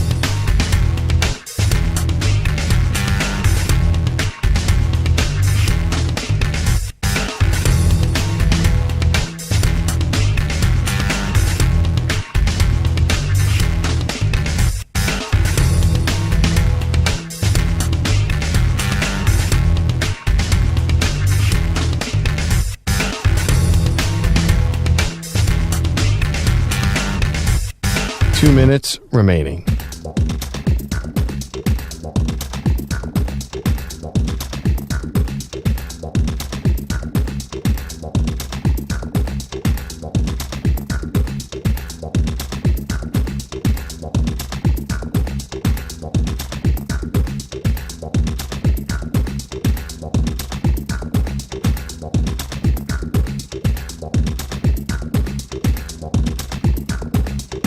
One minute, 30 seconds remaining.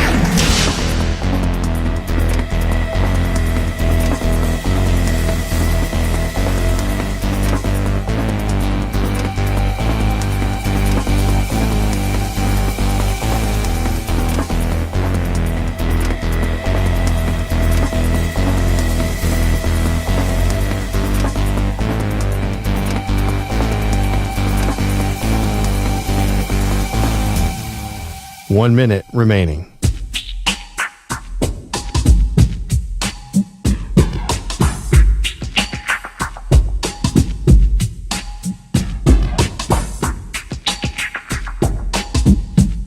"45 seconds remaining.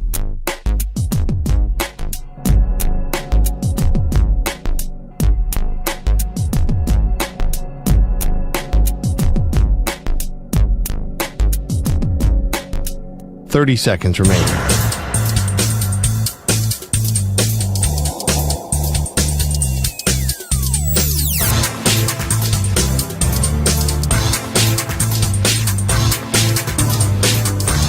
"15 seconds.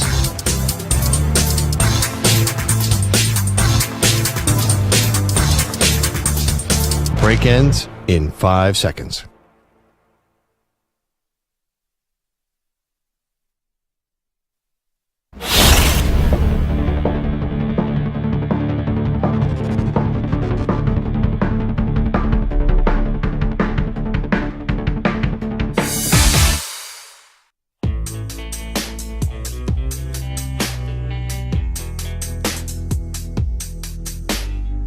Welcome back to the Zach Gelb Show on the Infinity Sports Network. It is the Zach Gelb Show, Infinity Sports Network. So tonight, we do kick off another week of the National Football League. It is week 7 already. Can you believe that, Stu? You know, I can't believe it's already week 7. But it's already week 7. And then after week 7 comes week 8. And then after week 8 comes week 9. And, it's starting to get a little colder here. And all the leaves are already on the ground. And I sit here and I see postseason baseball. And, you know, postseason baseball for me is number 1. But now we do have the NFL in the league where they play for pay. Kicking off week 7. Week 7 already of the NFL season, Stu. How do you like them apples? It is crazy. It just felt like it was week 1 or 2 a few weeks ago, like a week or 2 ago, and now it's 7. It's funny, but it's very true. So, is there any excitement for you on this Thursday night game? Like on the Al Michaels excitement radar, where it's going to be 0, no energy for Al, and then 10, all the energy in the world. Like, do you believe in miracles? Yes. Denver and the Saints tonight. It's like a 2.5 maybe out of 10. Yeah, it's pretty low. Because I think the biggest storyline in this one is Sean Payton going back to New Orleans, but it's not like he's playing in the game. So what, he gets a standing ovation? You get a few mentions of how he wants Bo Nix to be Drew Brees. And then the Saints, okay, a little intrigue because there's no Derek Carr, so you got Spencer Rattler, and he was at least exciting to watch for a little bit last week, playing in front of, with Derek Carr being hurt. But both of these teams, I know the records are 3-3 and 2-4, and right, you feel like they're both still in it if you're a fan of one of those teams. But from a national discourse, I don't think we have any great expectations on the Denver Broncos this year or the New Orleans Saints. Like, if we get the postseason coming up in January, Stu, and the Saints are in the postseason or the Broncos are in the postseason, this NFL season then was just drunk. Like, neither of those teams should be in the postseason. You would agree, right? I think there's a better chance of these teams drafting like in the top 6 or 7 than being postseason teams. 6 or 7? I was going to say top 5, but I think that's a little rich, especially since the Broncos already have 3 wins. I thought they were going to be one of the worst teams, but they're at least a tiny bit better than that. Like, I think both of these teams, if everything goes right the rest of the year, they're like an 8-win football team. Yeah. Right? Maybe 9. And could you flirt with the postseason if you're 9-8? Like, I guess, but I wouldn't feel good about it. Like, you look at the Saints in the NFC South, there's 2 teams that are clearly better than them. The Tampa Bay Buccaneers are clearly better than them, and the Atlanta Falcons are clearly better than them. And for the Denver Broncos, all right, you could feel better about yourself because you're not 4th in the division. Like, you're better than the Raiders. But with that being said, you're not the Chiefs, duh. And I don't think you're better than the Chargers. And the Chargers aren't even full go yet. So it's like both these teams are what? The third best team in their division? This is not the NFC North that could send 3 teams to the postseason. So if you're trying to talk yourself up into a playoff push, God bless, I'm just not going to do that with the Broncos and the Saints. But there is an interesting storyline here. Tonight, Sean Payton's coming home, and Drew Brees is coming home as well. So Drew Brees is going to be honored at halftime, I guess, as he's getting inducted into the Saints Hall of Fame. Now, Stu, I don't know about you. I feel like when there's a player getting inducted into a team's Hall of Fame, that usually doesn't resonate on the broadcast. Like, they don't usually show the entirety of the ceremony. They'll show you a little excerpt, maybe some photos. It's an Amazon Prime broadcast, so who knows how they're going to approach it. But that's usually made for people in the stadium, in the stands. So I don't know how that message is going to portray to the national audience and the majority of us that are going to be sitting on the couch watching the game. But with that being said, Drew Brees, to me, is one of the greatest what-ifs in NFL history and in sport history. Think about how many dominoes fall here. Because there was that belief that Drew Brees was going to go to the Miami Dolphins and the team doctors wouldn't pass him for the physical. And that's why he elected up to be and wound up with the Saints and Sean Payton. Think about what happens, though, if, let's say, the medical staff cleared Drew Brees. Drew Brees is a Miami Dolphin. Now, that could go one or two ways. If it goes the way of, hey, Drew Brees doesn't reach the success that he had in New Orleans, Drew Brees isn't regarded as one of the great quarterbacks of all time, right? Top 15 quarterback of all time, Hall of Fame quarterback as well, because he made the Pro Bowl while he's with the Chargers. But when he left the Chargers, that's when he took that step into the annals of NFL history, right? So if it goes the way of, Drew Brees individually doesn't be the player that we know of him today, that changes a lot in NFL history. But let's entertain, and this is where I think the fun part is. Let's say Drew Brees goes on to replicate what he did in New Orleans in Miami. Think about what that would have meant for the sport. Number one, it would have been legitimate competition for the greatest dynasty that the sport has ever seen in the New England Patriots. Because the Bills, the Dolphins, and the Jets never consistently ever had their damn acts together for 20 years when Belichick and Brady ran that thing. So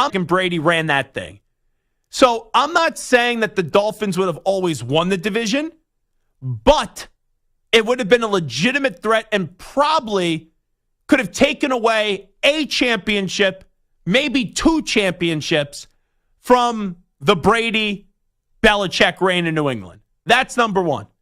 Number two, who would have been coaching Drew Brees in Miami? Nick Saban. So if Nick Saban was having success after already winning a college championship with LSU on the NFL level with a Hall of Fame quarterback in Drew Brees, Nick Saban isn't running to take the Alabama job.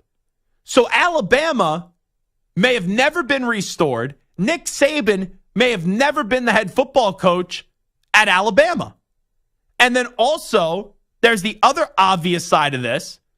If Drew Brees lands with the Dolphins, Nick Saban has his quarterback. Not only is that a pain in the ass for Brady and Belichick, and maybe Alabama's not the way that we're talking about Alabama today, but look at the great story of the Saints. Post-Hurricane Katrina, what that city needed and what that team did for that city, getting a Lombardi trophy, preventing Peyton Manning from winning his second Super Bowl championship. And not only that, the combination of Drew Brees and Sean Payton, even though it only led to one championship, it was so special, and it also allowed Sean Payton to be viewed as one of the more respectable, great coaches in the league.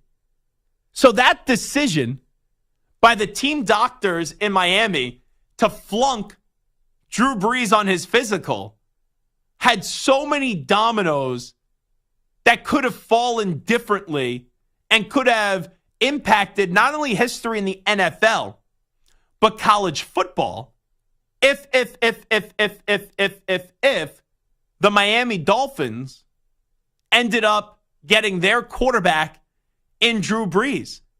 And the Dolphins, they really haven't had a quarterback since Dan Marino. Because even though Tua is the highly paid Tua Tagovailoa, we don't know when we're going to see Tua play football again. And he hasn't consistently been able to stay on a football field. So I take a look at that what if Drew Brees signed with the Dolphins and got approved with the physical with the Dolphins than the Saints as one of the greatest what ifs in sports history, from the Saban part with Alabama and then also the Miami Dolphins, how it could have maybe prevented Brady and Belichick from winning as many Super Bowls as they did inside the AFC East. Bama never returning to the dominance, right, like they did under Nick Saban, and then also what it would have meant to the city of New Orleans and what they would not have been able to get, and also it would have significantly impacted the career and how we view one Sean Payton. So that's just a wild what if. And we'd elect to bring that up on the day where Drew Brees is getting inducted into the Saints Hall of Fame, how it could have gone a lot differently for the NFL and college football if Drew Brees would have gone to the Miami Dolphins instead of the who dat say they're going to beat them Saints. All righty. It is the Zach Gelb Show on the Infinity Sports Network. Let's take a timeout. When we come on back, we will chat some postseason baseball with the man that won not one, but 2 World Series championships. The Commissioner's Trophy, that piece of metal, as the Commissioner Rob Manfred does refer to it as, former Major League Baseball outfielder, Astros, Phillies, Mets, Giants, and I think a few other stops. Hunter Pence is going to join us on the other side. Update time first, though. Here is Rich Ackerman. Infinity Sports Network. Sports Flash. Oh, stunner from college basketball's Pat Forty of Sports Illustrated reports that Tony Bennett is retiring immediately as the Virginia head coach. He led the Cavaliers to the championship in 2019, 6 ACC regular season titles as well. Week 7 of the NFL season opens with the Saints trying to turn things around against the Broncos. New Orleans was terrific in prime time matchups under Sean Payton, but he'll be on the opposing sideline tonight. The Saints have lost 4 in a row after winning their first 2. Spencer Rattler gets the start tonight with Derek Carr sidelined, while the Saints' Chris Olave and Denver corner Patrick Surtain both out with concussions. The Titans are releasing former Pro Bowl safety Jamal Adams as per his request. The ALCS resumes shortly in Cleveland with the Guardians desperate to get back into the series after dropping a pair in New York. It'll be Matthew Boyd against Clark Schmidt in Game 3. Game 4 of the NLCS tonight in Queens, with the Mets looking to even things once again with the Dodgers. Jose Quintana and Yoshinobu Yamamoto are the starters. Kawhi Leonard's knee will reportedly keep him from starting the season, as ESPN reports the Clippers forward will be out indefinitely. I'm Rich Ackerman. This is the Infinity Sports Network. Follow us on X. Our handle is INF Sports Network. That's INF Sports Network on X.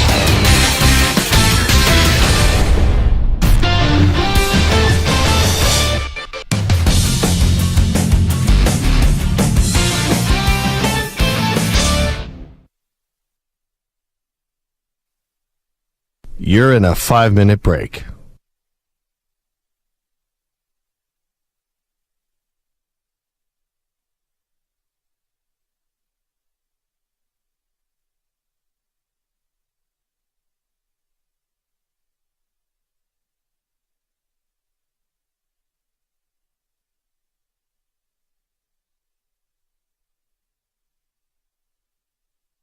Four minutes, 30 seconds remaining.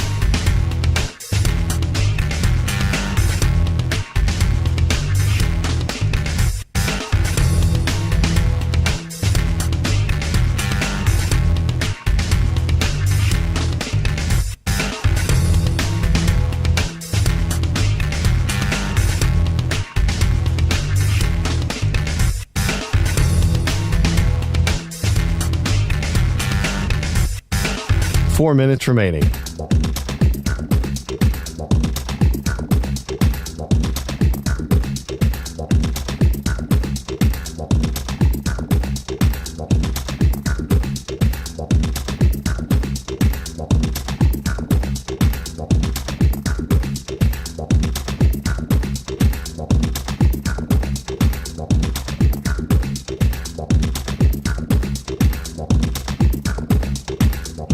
3 minutes, 30 seconds remaining.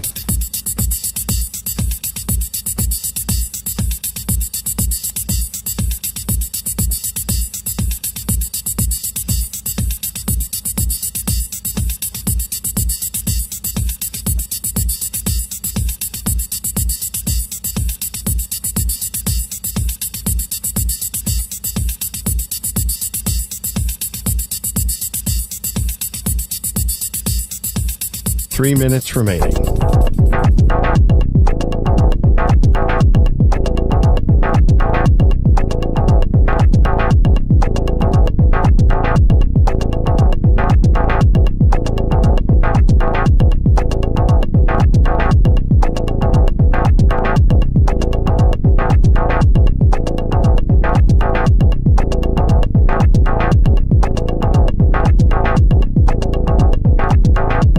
Two minutes, 30 seconds remaining.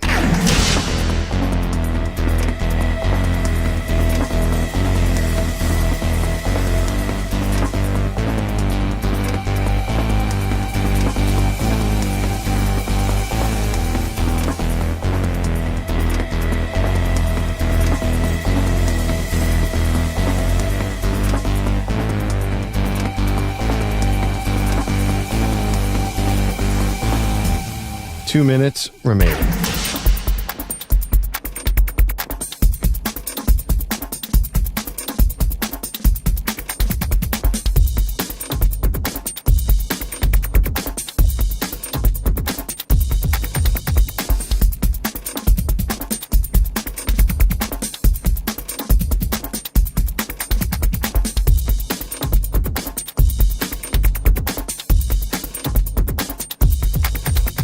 One minute, 30 seconds remaining.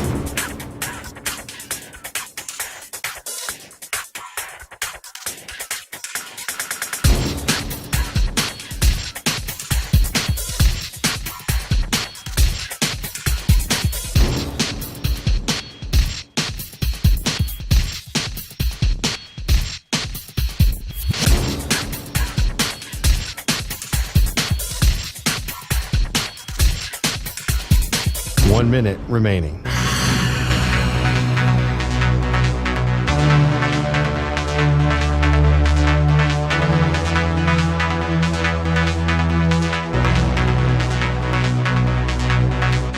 Forty-five seconds remaining.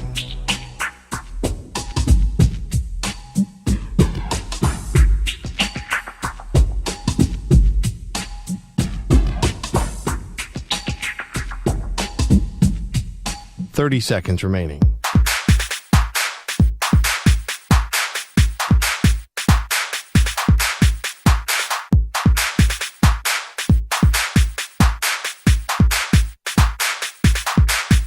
Fifteen seconds.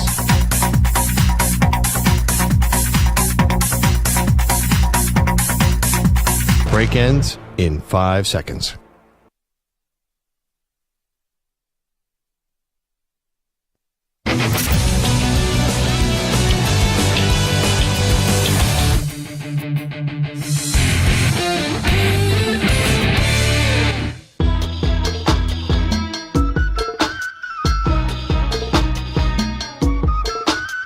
You're listening to the Zach Gelb Show. All right, it is the Zach Gelb Show on the Infinity Sports Network. I was at Citi Field last night. Not a lot of fun since I'm a Mets fan. I'm going back tonight. Hopefully it will be some more fun, and we'll actually get a series between the Mets and the Dodgers as the Dodgers are trying to go up 3-1. The Mets trying to even that series at 2 apiece.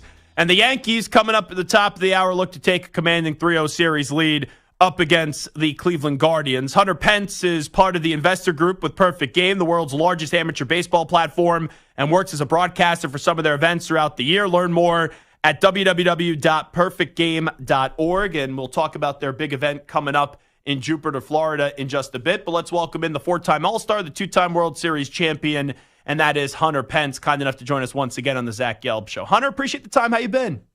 I've been good, man, and things are good. I'm enjoying this postseason. It's been spectacular, and thanks for having me on the show, Zach. Yeah, I appreciate you coming on. So this time of the year, I'm sure it brings back some memories. You were on 2 of those Giants teams that were able to find the way to get the job done in their dynastic run. Just what are the memories for you individually and even as a team that do come back to mind?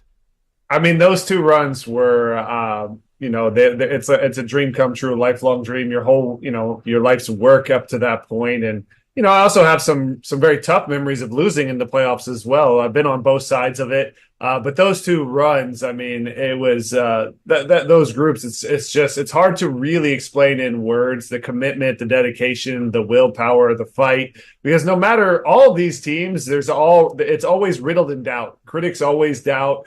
And it's just like you have to overcome so much of that and to believe, especially like some of those runs we had against elimination and some of the runs, just where we were a massive underdog. It was really fun to just kind of be that Cinderella story. And man, what a dream it was. And from a pitching standpoint now, there's so many like unknowns because the managers get so strict and they're so quick to go to the pens. For you guys, you had Madison Bumgarner, and whenever he was on the mound in a big game, it wasn't like, oh, are you going to win? You guys knew you were going to win. Yeah, I mean, he did historic things, but I think also our bullpens throughout those two World Series runs, and, they talk about the core four, and there was a couple other unsung heroes, but the thing is that they didn't really throw extraordinarily hard, but they were extremely good pitchers with great movement. You think of like a Sergio Romo, even Jeremy Appelt could run up to 97, but when he threw his curveball for a strike, he had heavy, crazy sink. Casilla and Javi Lopez creating different angles. It was a different time where you could, mix and match and switch pitchers through, depending on each hitter. But with Javi Lopez, like no matter how good the left-handed hitter was, it's like Prince Fielder on the Tigers in 2012. We had to face Joey Votto that year in his like prime. It didn't matter who the left-handed hitter was. Like Javi comes in and like gets you out of any jam. So the combo of like great starting pitching, because in 2012, Bumgarner until the World Series didn't do that much. It was Kane who won all the deciding games. Vogelsong was undefeated as a starting pitcher in the postseason. And so it was kind of a collaboration of all of them. And then in 2014 in the World Series, Bum just like took over and did things that I don't think will ever be done again. Hunter Pence here with us. And also, we know that you've had a few legendary speeches along the way. I need you to kind of put yourself in the Mets locker room tonight. If you were a player for the Mets, and I know you're a former Philly, what would you be saying to the boys tonight to try to get them fired up to go out there and tie up this series at 2 games apiece? Each situation's different. I think that this game is very pivotal, right? Like if you look at the Mets, they're very dynamic and multidimensional. It's an extraordinary team, a deep lineup, but for me, Minaya and Quintana are kind of their two most clutch pitchers. And like, this is the deciding game. Like if Quintana comes out and rises to the occasion, we have, another bloodbath because they're going to have to see Minaya again. Maybe they can wiggle another W in, but you feel so good about the way Minaya is cruising right now. If Quintana can continue his big game success, and he's been known to do it, and he's a master of the craft. So tonight is going to be the game. It's going to be really, really pivotal for me. Lindor is one of the greatest leaders we've seen and one of the greatest athletes. I think his WAR and his performance on the field speaks for itself, but the intangibles of off the field, the way people speak about him, and even his quotes after the game, he's like, you know what, we got to execute with runners in scoring position and tip your cap, and we got to come back out tomorrow. But all up and down this lineup, it's going to take every one of them. And that's, the one thing that I learned in the teams that we had that won it is each night was a different hero. It's not one person putting everything on their back. You have to kind of pass the torch, and like you're going to have times where you fail and someone else steps up, but everyone kind of coming together. So for me, would be let's just lock in. Like you can't control baseball, but we can control, like, let's carry ourselves. I love JD Martinez. Hey, if we suck, let's suck together. Let's suck with the best body language. Let's suck and have the most fun, because like we're gonna come out here prepared. We trust who we are. We are enough, and just be yourself and let's go compete. I know that the pressure, Hunter Pence, is on the Mets tonight, but the Mets for the majority of the season up until this point didn't have World Series expectation. The Dodgers have been championship or bust the entire year. You've been on both sides of it, being a part of a team that's expected to win and not win. When you have a team like the Mets that just seem, whenever they get knocked down, they pop back up, how much can that play with the team like the Dodgers mentally? Because you saw it in Game 1, they were dominant, and then in Game 2, the Mets took a big swing early on that ended up winning them that game. Yeah, they're going to have to do it, and the Mets have continued to do that. They were kind of who I was wanting to pick to go to the World Series until, they kind of faded the last week. I was really high on them, following them the whole season, and then all of a sudden they kind of faded, and then they rallied up when they needed to. But the way that they won that Brewers series, because that Brewers team to me was a very, very good team. So I wouldn't put anything past this Mets team. They have kind of that never say die attitude. But when you look at it, this is why this is such a beautiful series for me, Zach, is because the Dodgers have been expected World Series or bust, and they've taken some daggers for a couple of years. I think one of the hardest things to do is to be the team expected to win it and do it, because it's a little bit easier to be like, oh, we're not expected to be here, because you have to be free in these big moments. And there's so much pressure and so much emotion that it's really tough to be free if you're expected to win and you run off with the division and you don't have any serious games. But this Dodgers team has taken so many of those L's over the last 5 to 10 years where they're expected to win the World Series that we're just watching a dynamic duo of that team that's the never say die versus a team that's had too many daggers in the back, if that makes sense. When you look at the Yankees, I don't think they've had to sweat at all yet in the postseason. I don't even think they've played their best brand of baseball yet in the postseason. But once the Astros quickly got eliminated by the Tigers in that wild card round, I just felt like it would be inevitable that the Yankees were going to get to the World Series this year. I know it's only 2 games, but it feels like to me that series is already over. Is there any hope here when you look at it from the Guardians side and what they could potentially do? Yeah, I mean, Boyd has pitched really well. I think I'm with you, though, Zach. Like, the Yankees, their kryptonite was the Astros. When you saw them lose, the Yankees kind of have always historically just had this edge over the Guardians, over Cleveland for whatever reason in baseball. But baseball is crazy. It can be momentum can swing at any moment. But I'm with you. It feels like the Yankees are destined to be in the World Series, and it feels like it's a battle of 3 at this point. And I don't want to disrespect the Guardians and what they did. But that's just what it feels like at the moment. They're going to have to show you something. They have Jose Ramirez, but the lineup doesn't seem quite as deep. It does seem like the Yankees handle their bullpen pretty well as well. There's not like a great, of course we can come to these 2 or 3 guys and shut down the Yankees. That lineup is hot. Giancarlo's postseason, he just rises to the occasion. We know who Juan Soto is, and now it looks like Judge has finally gotten some time to get into his rhythm here in the postseason. And if he wakes up, it's going to be a very, very fun World Series to see, Yankees versus Mets or Dodgers. New York's going to be blowing up no matter what. Yeah, well, we know this, Hunter Pence. I think Major League Baseball, right, the commissioner's office is rooting to get Ohtani up against Judge. How would you put that into words, what it would mean for the sport to get the 2 biggest stars of the game in the Fall Classic coming up next week?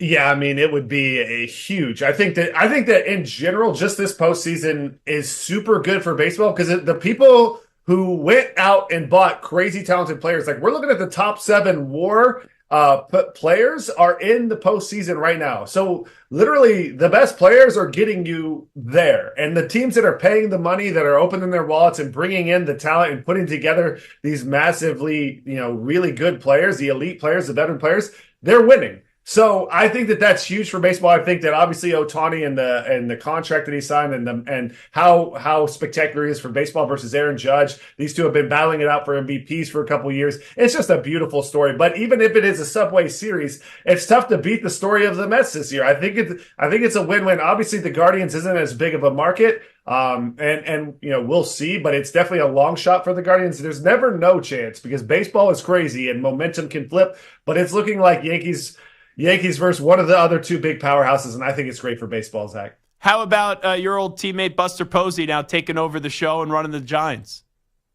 I think for all of us Giants fans and the Giants faithful, it's going to be really fun to follow. I saw a quote from Alex Pavlovich. Buster just doesn't know how to fail.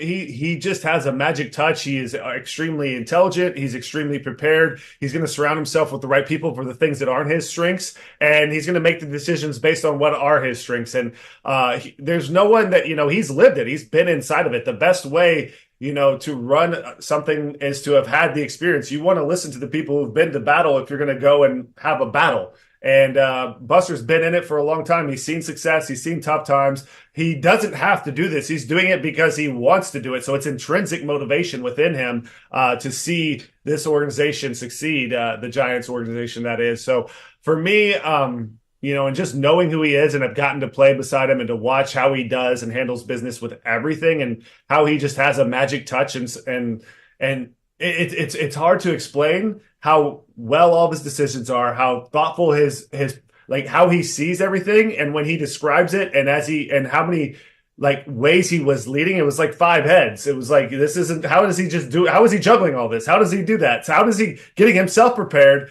getting all the pitchers prepared, and then also keeping an eye on how things are going to make sure everyone is kind of moving in the right direction. It's beautiful. And I don't know if he will be successful here, but I think the first one you got to take is trying to go get Juan Soto this offseason.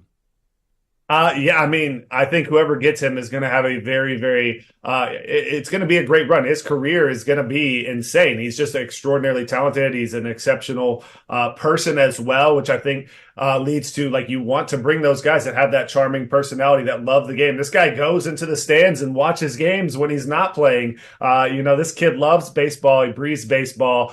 He's active in the community. He's just a good kid, and he's a crazy exceptional talent. You're right. I think whoever gets Juan Soto is going to really land a good one. And we've watched it. He's already won a World Series at a very young age, and he had some really huge at-bats. And so it's cool to see him in the Yankees uniform playing in New York and really shining bright here in the postseason. And so the Giants would love to land him. I know that's for sure. All right, Hunter Pence, before we let you run, tell me what you're doing with Perfect Game and also the big event you guys got coming up in Jupiter, Florida. Yeah, so I've been running for about 4 years now, 3 or 4 years, the basically PG TV, which is a radio show a weekly radio show that I don't know if you'd call it a radio show or a podcast, but we interview some of the greatest college coaches and college players in the nation. It's been extremely uplifting for me to learn from some of the great minds and some of the greatest leaders, and if you ask me, in our country, because these head coaches are leading the young men and really shaping some amazing baseball players, but also community members. And there's just so much to learn. And really, a lot of times the college level is somewhat ahead of the major league level in some terms of what they've learned. So I've been able to learn a lot about baseball from doing that. Also, just a partner showing up to the Perfect Game All-American Classic every year, which is the best high school players that are going to get drafted. I've gotten to broadcast that for 3 or 4 years now. We got to watch Jackson Holiday, some just amazing people. I've gotten to interview Skeens before he went to LSU and won the College World Series and did all of that. So yeah, it's the best players, and you get to learn from them, to hear the regimens, get to know the players behind it. We got to talk to Dylan Cruz's mom. That was pretty cool. So yeah, the Jupiter tournament is basically all of the best players, all the best talent coming together. And so the scouts get the opportunity to watch the best players. You get an opportunity to get into college. College players will be there. All the baseball scouts will get to see the high school talent. And so it's just a great thing it's run really well. They treat everyone really well. They pay the right prices to get things done. And they give the kids an opportunity to go on and chase their dream. And once again, for more information, www.perfectgame.org. Hunter, appreciate the time. Thanks so much for doing this again. All right, Zach, enjoy the games tonight. They're going to be good. Yeah, we'll try. If the Mets win, I'll be happy. If not, I'll be miserable. There he is, Hunter Pence, kind enough to join us on the Zach Gelb Show on the Infinity Sports Network. We'll do a little Contender Pretender next as we get Week 7 of the NFL season kicking off tonight, as you do have the Saints welcoming back an old friend in Sean Payton now with the Denver Broncos.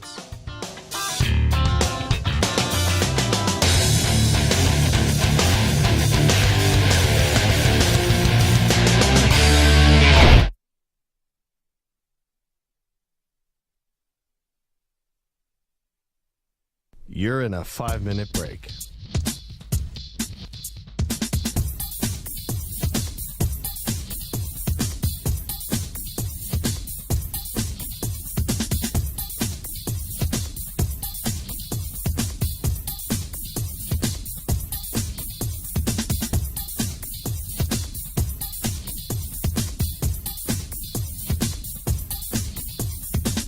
Four minutes, 30 seconds remaining.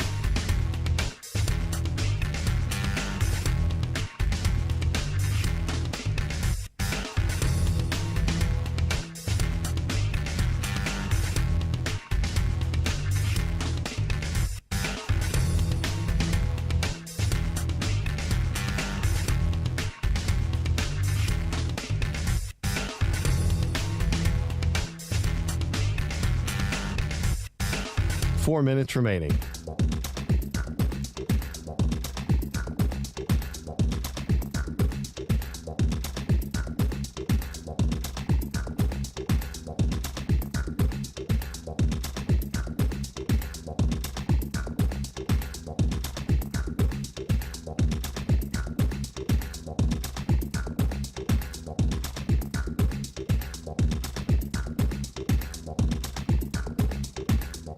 Three minutes, 30 seconds remaining.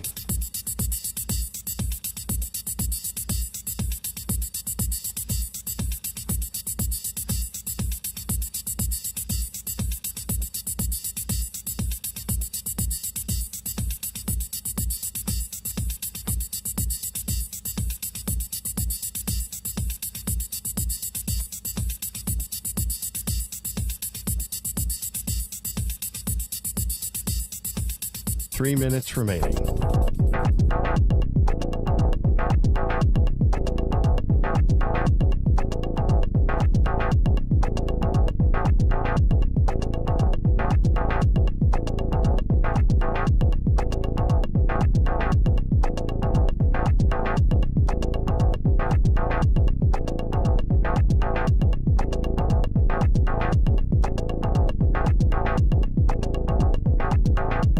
Two minutes, 30 seconds remaining.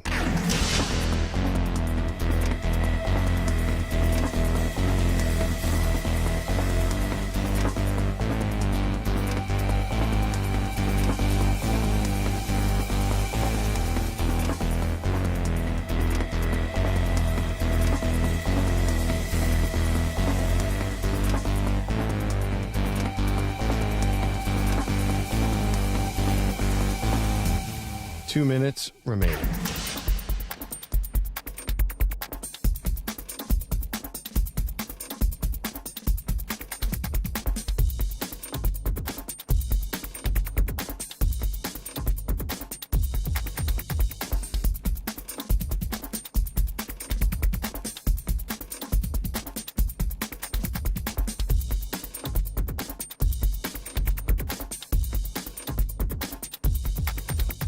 One minute, 30 seconds remaining.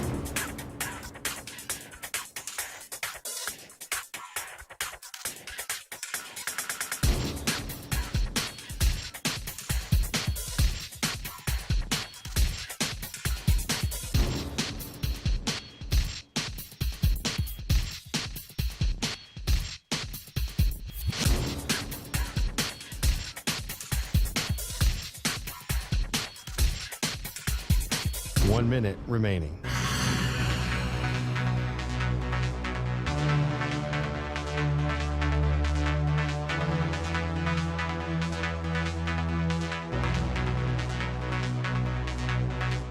Forty-five seconds remaining.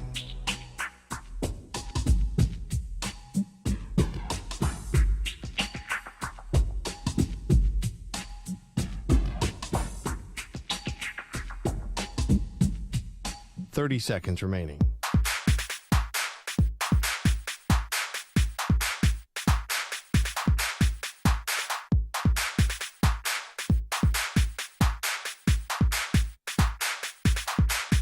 Fifteen seconds.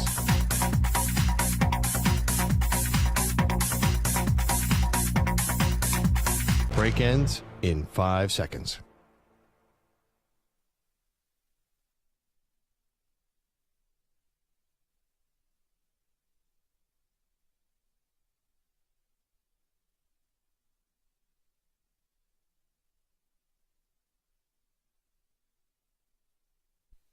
To infinity and beyond. He's live. He's nationwide. This is the Zach Gelb Show.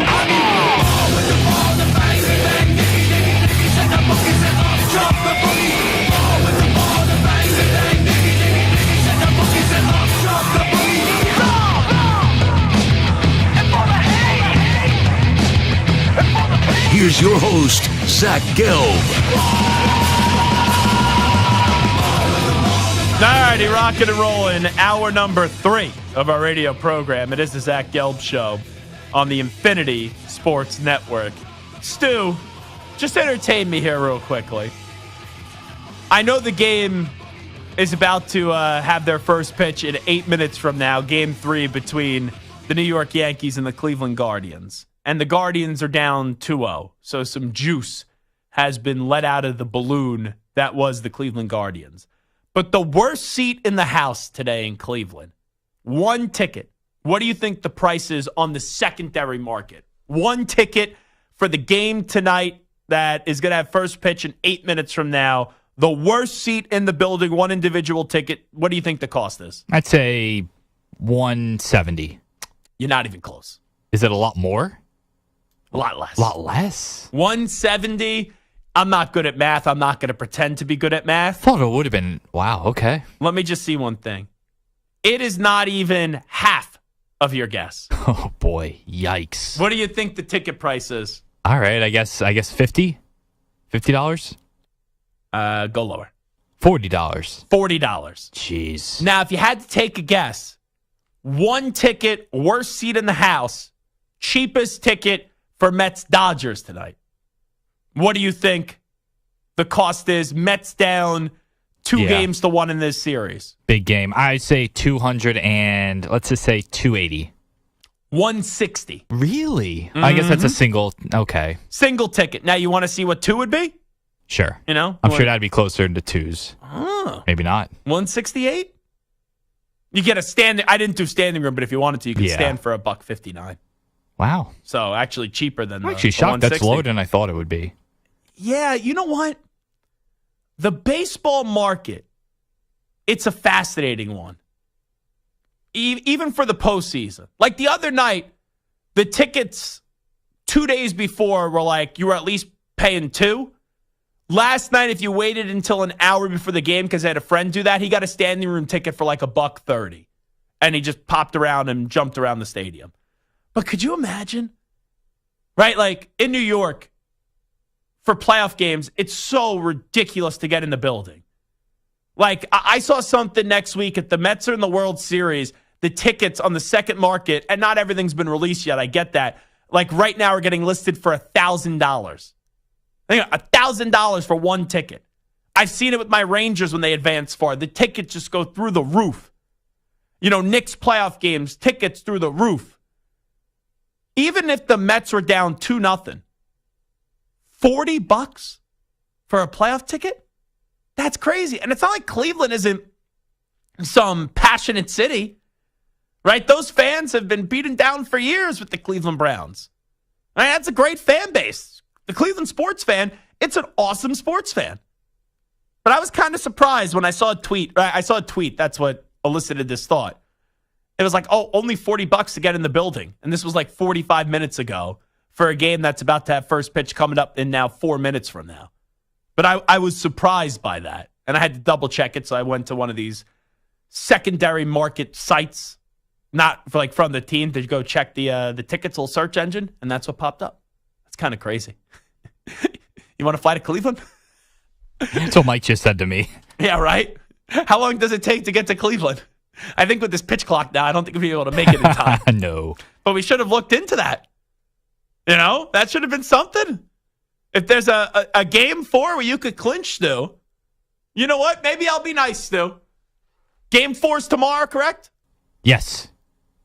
If I get you on a plane and get you a ticket, would you go? That's funny.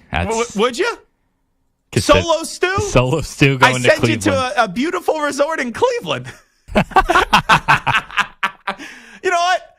The tickets are so cheap, I'll even let your girlfriend go. You and your girlfriend want to go, Stu? I'm being serious. I will buy you and your girlfriend a ticket, and I'll maybe even spend a little bit. I'll even spend a little bit more if the tickets are this cheap. I maybe get you in the 300 section instead of the upper deck. Only $60 for and I will cover your hotel. You and your girlfriend pay for the airfare, because I bet you the airfare may be the most expensive part. Let's see. Are we going to send Stu to Cleveland to see his Yankees potentially go to the World Series if they do win tonight? This would be for tomorrow. Let me just see a quick Google flight search. So let's just see what the cheapest flight would be. New York City area to Cleveland. You know, maybe I'll hit up Ken Carmen. You could stay in the Carmen Resort. the estate. Now, you only want to spend 1 day in Cleveland, correct, Amundo? 1 day, 2 days and a night, correct? Yes. Okay. So I'd give you off tomorrow. You'd fly out tomorrow, and you'd be back on Saturday.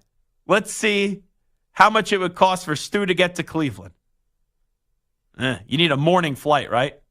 You need a morning flight. Wow. Uh-oh. So all the evening flights would not be good. You know what? Can we get you out tonight? I think it may be cheaper if we get you out tonight. You could leave at 8:30 p.m. tonight. $349 round trip. Think about that. Your hotel and 2 tickets. Because, like, you get a hotel for $100, I bet, by the airport right in Cleveland, if not less than that. Your hotel and 2 tickets would be significantly cheaper than your airfare. And I'm not good at mental math to figure this out. But if you were to fly out tomorrow morning, last second, $644 round trip. So, I guess you're not going. That's right. I'll use that $600 towards maybe if the Yankees make it to the World Series. Maybe, but Stu, I'll try to get in the building. We'll see. I did offer to buy you and your girlfriend You did. tickets and a hotel. You just have to pay for your airfare. If the airfare was like $200 a pop, that'd be a different story. I would then buy your airfare. But at $646 a pop, when I need a new mattress, by the way, that ain't happening. So I now have a bigger apartment, you know, with everything that I've done to my apartment. So I said to myself, after 7-8 years of sleeping on the same mattress, I want to get a bigger mattress. Man, these mattresses are expensive. You know, I'm looking at like maybe $2,000 for a queen mattress, which is crazy. Now, a buddy of mine, which I'm surprised that my buddy did this to, you know, you could get a mattress on Amazon where you open it up and then you let it rise for 24 hours.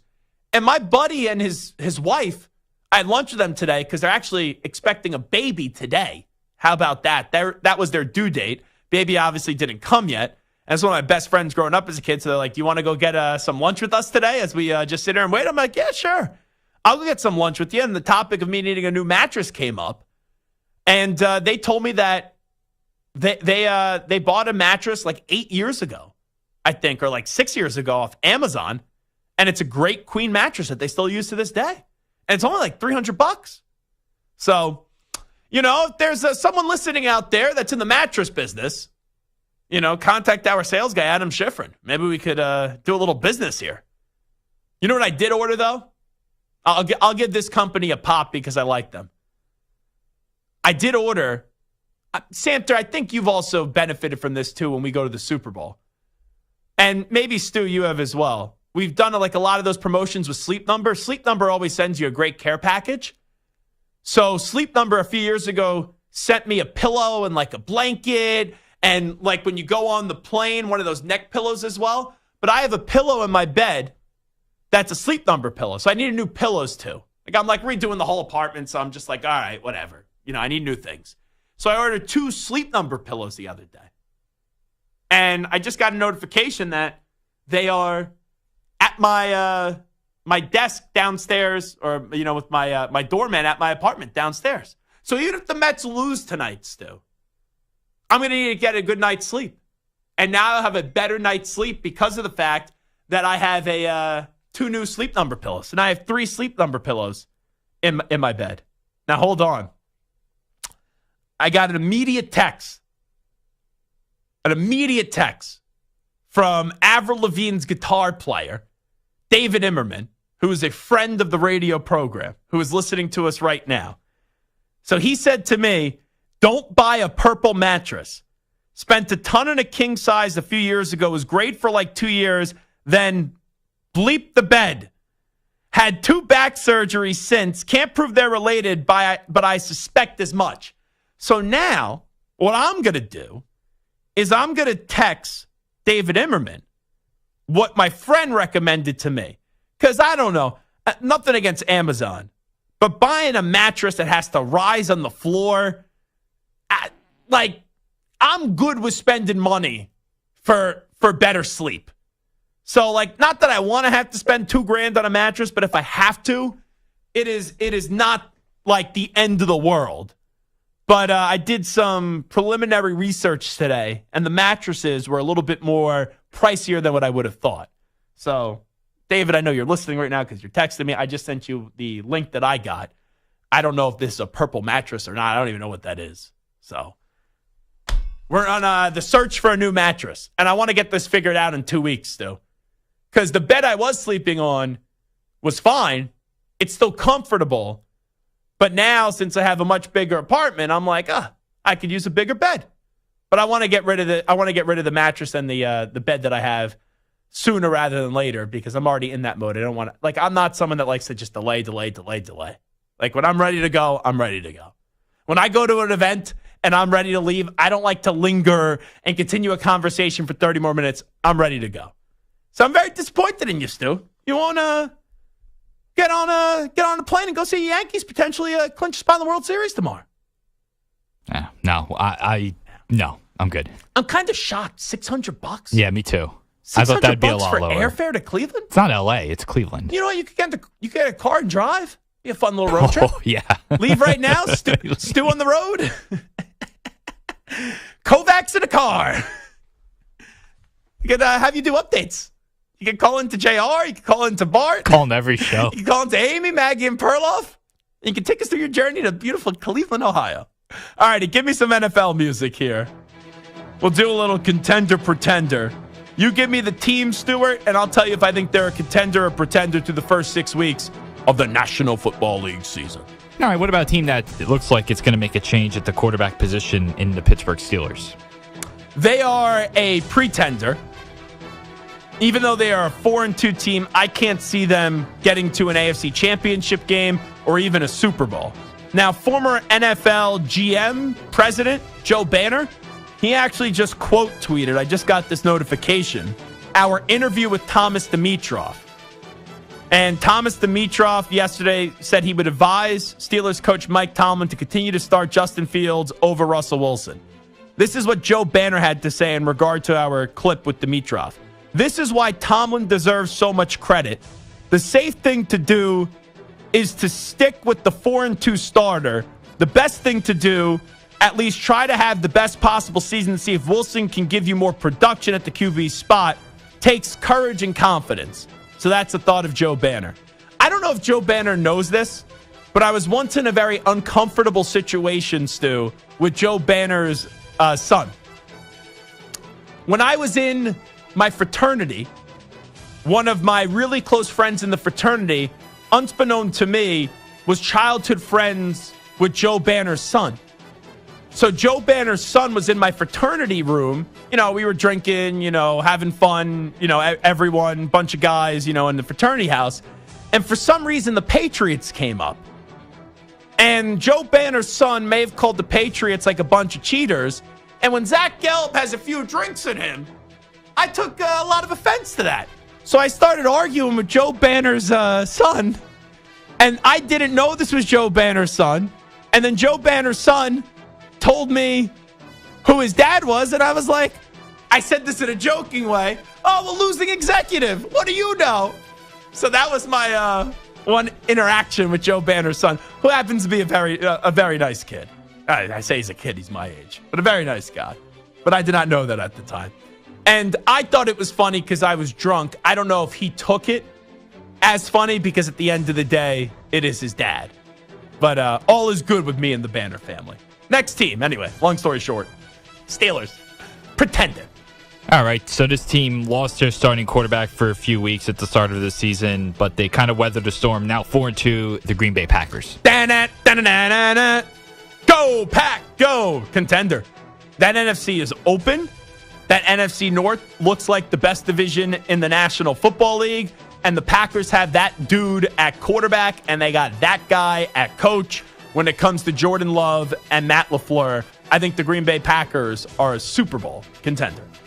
All right, the Jets are 2-4, but they add Devontae Adams. You don't even need to finish the sentence. I don't think Pretender. Yeah. Next one, let's keep it moving. Let's see if they learn how to block first before we talk about them winning a Super Bowl. The Detroit Lions, they have a good record, but obviously Aiden Hutchinson now injured. Contender. You could lose a star player and still win a Super Bowl. We've seen it before. The Giants lost Phil Simms. The Eagles lost Carson Wentz. We know how important the quarterback position is. Their best defensive player is Aiden Hutchinson. It stinks that they lose him, but they still have a tremendous offense, and they got to go be aggressive by the trade deadline. But the Detroit Lions can still absolutely positively win a Super Bowl. What about the 3-2 Eagles? Pretender. They got a good roster. They got a bad coach. And they got a coach that doesn't have control of his locker room, and his players walk all over him. That's a chemistry problem. Eagles, pretender. The Houston Texans. They are a contender. The Houston Texans, you could make a case, are the second or third best team in the AFC. Chiefs are one. You could say Ravens, Texans, somewhere 2 or 3 whenever you line up those teams. So they're looking like a top 3 team right now in the AFC, and they got a quarterback, and then they got a pass rusher. When you look at C.J. Stroud and Will Anderson, that are just unbelievable. So contender. After adding Amari Cooper, what about the Buffalo Bills? That's the most difficult one you've asked. Because I think my belief in Sean McDermott has reached an apex. I'm not willing to go any further. I love the quarterback. Cooper's a big boy move right there. They got a lot of injuries, though, on the defensive side of the ball. I think they win the AFC East.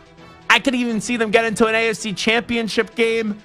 But I got to see a cleaner product from the Buffalo Bills. Just barely beating the Jets doesn't do it for me. So for now, they're a pretender, but they could get hot. And they could eventually go into contender status. But right now, I say pretender. All right. I think I know your answer to this, but what about the Cowboys after getting blown out by the Lions? The who? The Cowboys. Who? Don't you ask me that question. If you ask me that question again, I'll find somebody else that will ask me the questions that I want to hear.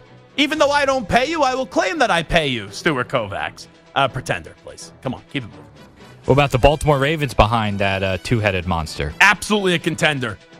The Baltimore Ravens, at the end of the year, could be the best team in the NFL. That's how highly I think of the Baltimore Ravens. But stop being complacent.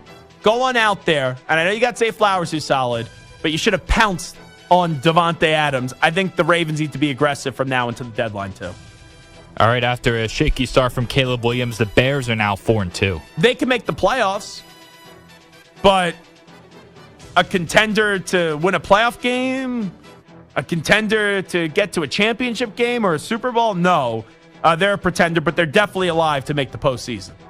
What about the Falcons with Kirk Cousins?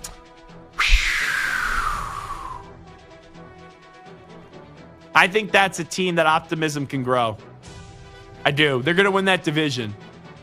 Even their losses have been close. And they've had some good performances even when they lose. But can I see Kirk Cousins winning a wild card round, a divisional round, a championship round to get to the Super Bowl? I can't.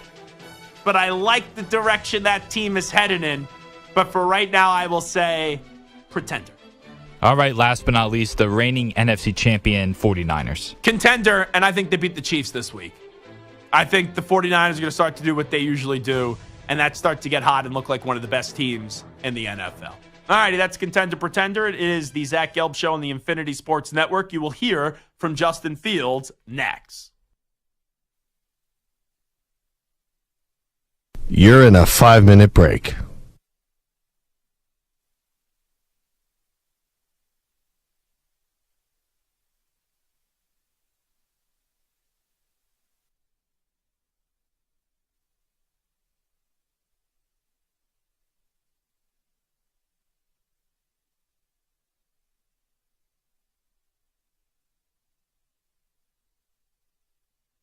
Four minutes, 30 seconds remaining.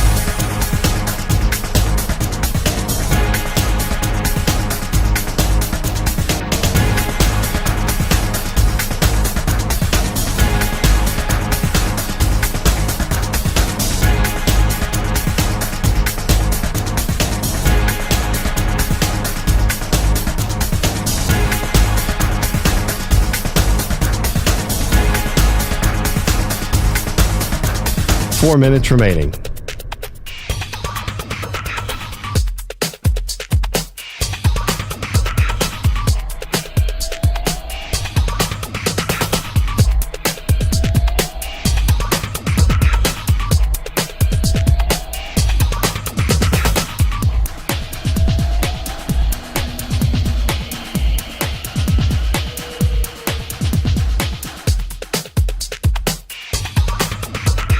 3 minutes, 30 seconds remaining.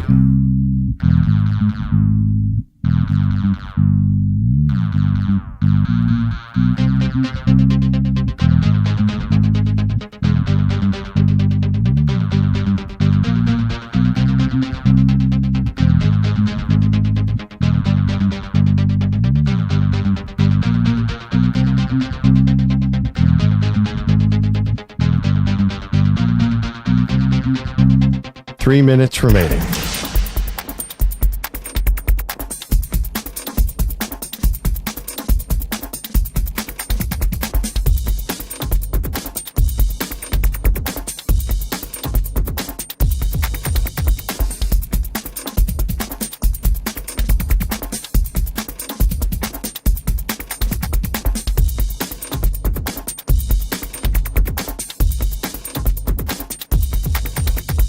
Two minutes, 30 seconds remaining.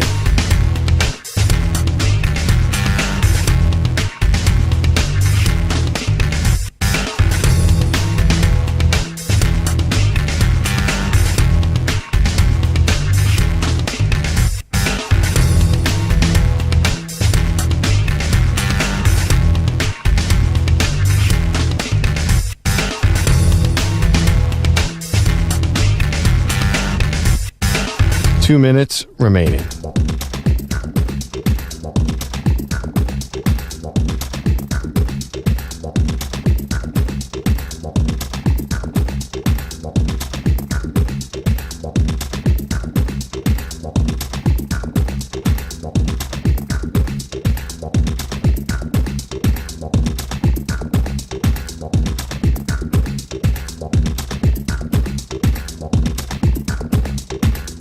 1 minute, 30 seconds remaining.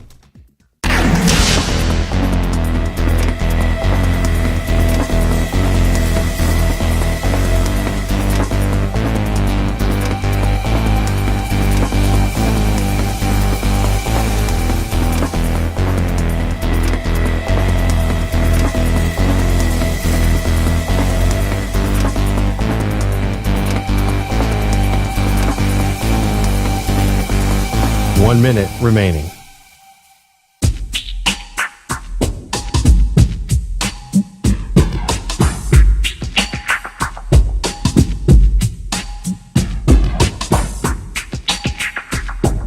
.45 seconds remaining.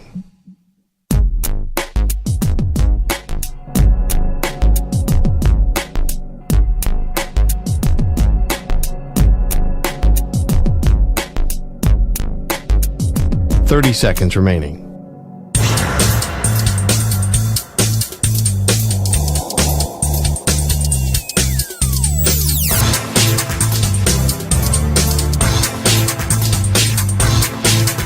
.15 seconds.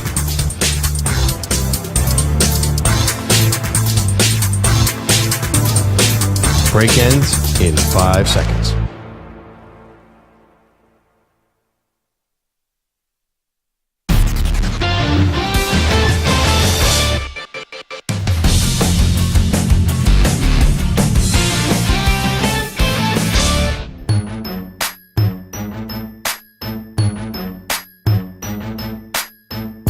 Welcome back to the Zach Gelb Show on the Infinity Sports Network.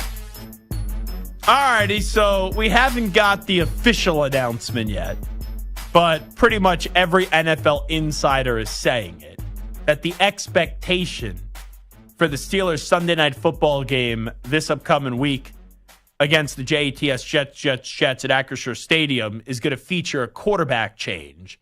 Where, yes, Devontae Adams is expected to make his debut for the New York Jets with Aaron Rodgers as the Jets quarterback, but the Pittsburgh Steelers are supposedly about to sit down Justin Fields even after the Steelers' 4-2 start, where Fields hasn't played great, but they are 4-2, and I think he has a higher ceiling than Russell Wilson. But for whatever reason, Mike Tomlin is getting that urge with Russ now finally healthy to go into Russell Wilson, who has not been a good quarterback for the last few years. Well, let's hear how Justin Fields is handling this, because I don't know, Stu, do you think Russell Wilson knows behind the scenes that he's starting already on Sunday? Like, it's a difference to get the first team reps, and usually if you get the first team reps, it indicates that you're the starting quarterback. But do you think Tomlin has already had one of those talks with Fields and Russ and said, guys, we don't want this to be public yet. I will handle everything. I'll handle announcing it. I don't care what insiders say. This is the plan? Or do you think it's okay, Tomlin's going to wait to go through the week, and then at the end of the week, and we're already at Thursday, then there's going to be a point where he officially announces the change? I think they both know what's happening already. That would be my guess. Okay. So with that being said, because you go one of two ways. Number one, you could have Justin Fields seeing all these reports, and he's not a dummy, right? He has agents, and they're telling him, hey, this is what's out there, right? Even if you pretend, I'm not on social media, all that stuff. Players hear and see and read and listen to a lot of, not everything, but a lot of things that are said about them, especially when it comes to them losing their starting position. So even if Tomlin hasn't said anything like, hey, this is what we're doing with 100% certainty, then Fields knows what the conversation is. But there could be a road, and I don't see why Tomlin would do this. And it doesn't make sense to me. Like, I don't think, is there a little gamesmanship going on here where you make the Jets prepare for both quarterbacks? But when the reports have already leaked out to Schefter and Rappaport and Pelissero that this change is happening early in the week, I don't see what's to gain with this guessing game. So what I actually think is happening is this, Stu. I think it's a mixture of both. I think he sat down both quarterbacks and he said, Russ, let's see where you are at the end of the week. But if you are healthy and we deem you as healthy enough at the end of the week and you get through a full week back and ready to rock and roll, then we're going to start you. But we will reevaluate that at the end of the week, but that's what our intentions are. That's how I think Tomlin is very specific with his words, is going about it. Where it's not a definite yes, but it's basically like, hey, just be able to show up on Sunday and you're going to be the starting quarterback.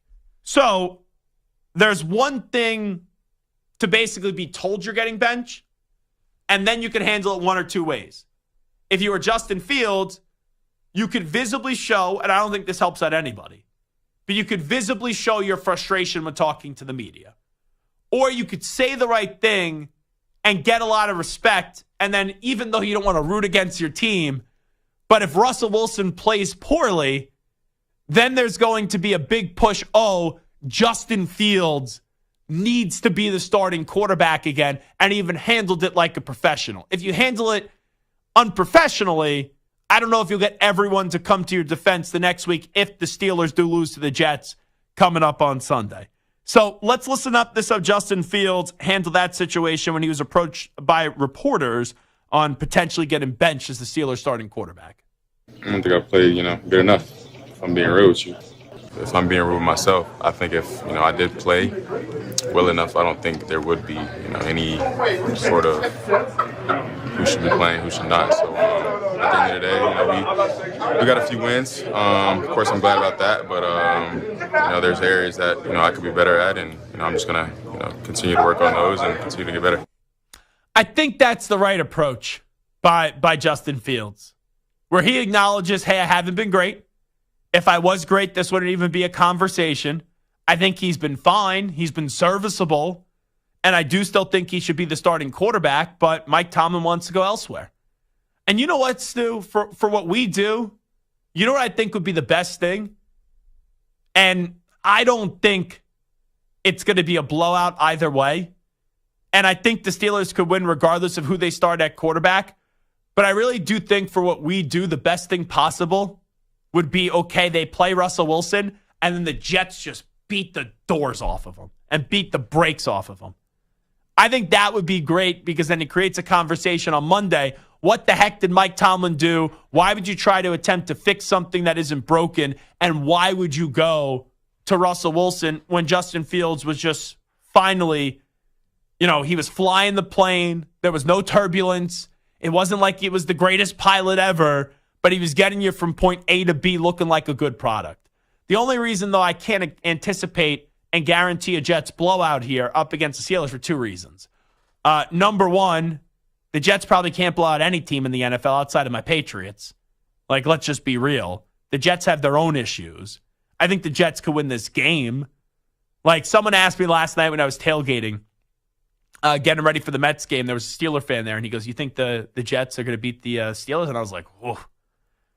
I cracked open a beer at the game. First question I get asked: who wins, Jets and Steelers? And I'm like, "Whoa!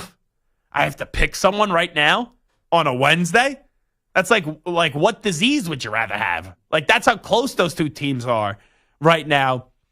And I said, I guess I'll go with the Jets. But here's why I think the game's going to be really close and why the Steelers could win the game.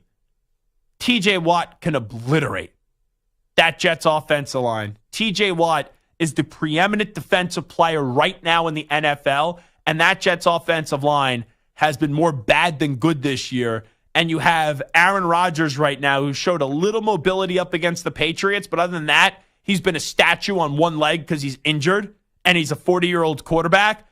Like, this is a game where I could see the Jets winning, and right now, if you put a gun to my head, I would not feel good about either team, but I guess I would take the Jets because I think the Jets are a more desperate team. But TJ Watt could really blow up the Jets season because, man, oh man, if he is just unconscious in that game and is on Rodgers' ass over and over and over again, Rodgers has nowhere to run. Rodgers has nowhere to hide. And you're going up against the best defensive player in the NFL. So that's why, like, I do think this is like a spot where the Jets can win because I just don't like going to the quarterback change here. But with that being said, am I really going to bet against TJ Watt? So that question caught me by surprise last night, even though I was at a Met game and it was like Jets Steelers. And I was just like, ooh, I don't really have a feeling. I begrudgingly said the Jets. Who do you think's going to win that game, by the way, Stu? Kind of with you. I think it feels like a Jets win, especially bringing in Adams. I don't know if he's going to have this massive impact to first game coming off the injury for a few weeks, but just that bringing him in, I feel like it's going to give him a bit of a jolt, and I think they'll win a close game. It's like when, this is what I would compare it to. It's like when you got a married couple, right? And the married couple is in couples therapy, and it's like really ugly and really nasty. And then the guy's like, you know what? I know how to rectify this situation. I'm going to do a quick fix. I'm going to go get a nice piece of jewelry. For about a week or two, everything's all right. The Jets just got a piece of jewelry. The Jets just said, we're going to get Devontae Adams. Oh, nice shiny piece of jewelry. And everything will be well in Jetland. But it's going to end ugly. It's going to end poorly because the Jets are a dysfunctional Mets and the Jets are in really bad shape right now. That's what the Jets did. So that's like also why I lean the Jets in this game, is I just think the positive momentum of just that one trade, there's like a facade that's put up where eventually it's going to be knocked down. You're going to see the rotten core of the Jets, but I think for a week or two they could look like a decent football team.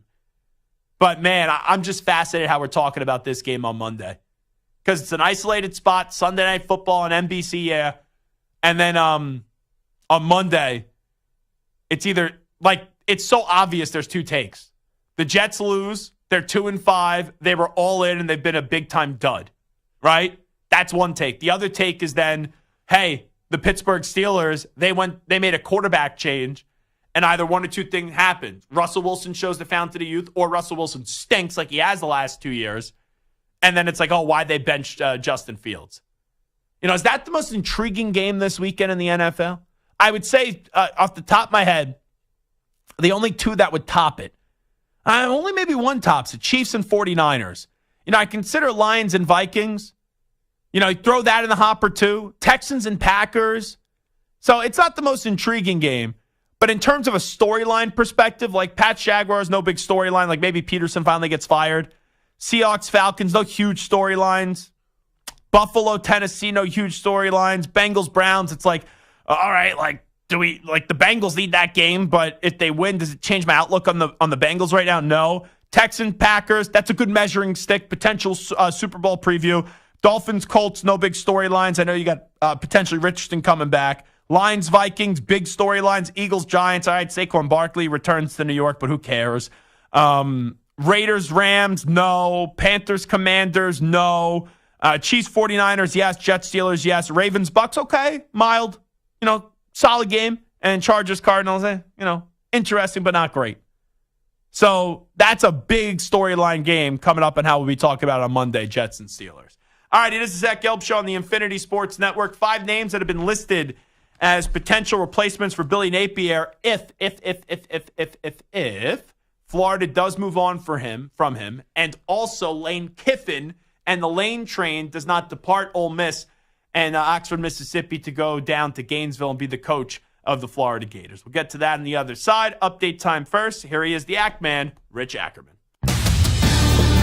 Infinity Sports Network Sports Flash. Well, as teams gather for practice for the start of the college basketball season comes a big and stunning change at Virginia, where Tony Bennett is reportedly announcing his retirement at a press conference tomorrow morning, effective immediately. He's been in Charlottesville since 2009 and led the Cavaliers to their only championship in school history in 2019. Game 3 of the ALCS is underway in Cleveland. The Yankees and Guardians are scoreless in the top half of the second. Clark Schmidt faced a first and second situation in the first, but was able to get out of it. The Yankees have a man on right now against Matthew Boyd in the top half of the second.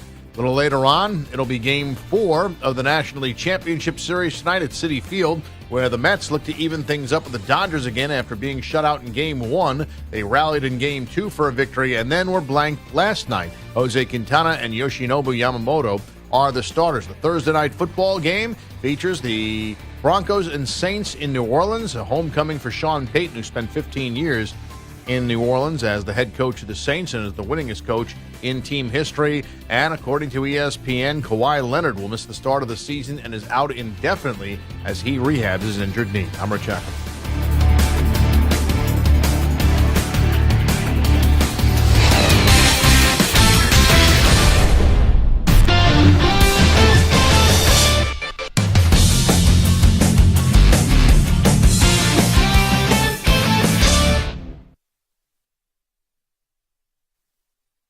'You're in a 5-minute break.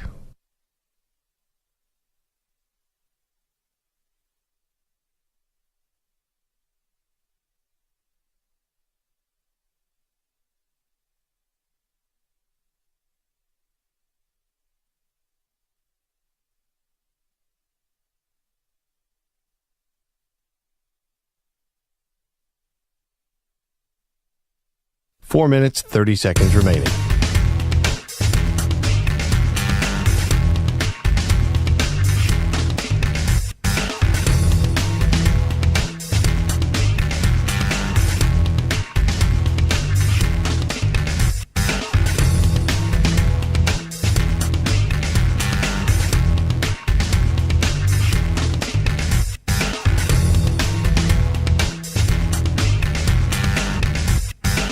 Four minutes remaining.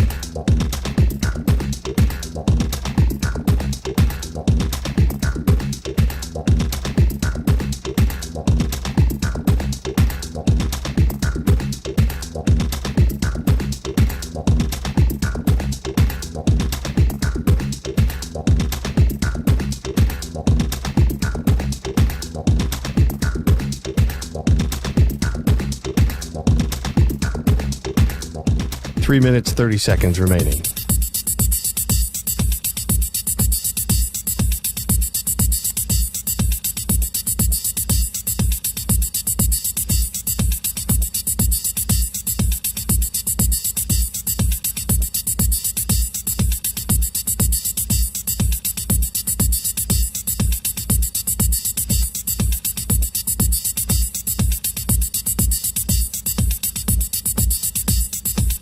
Three minutes remaining.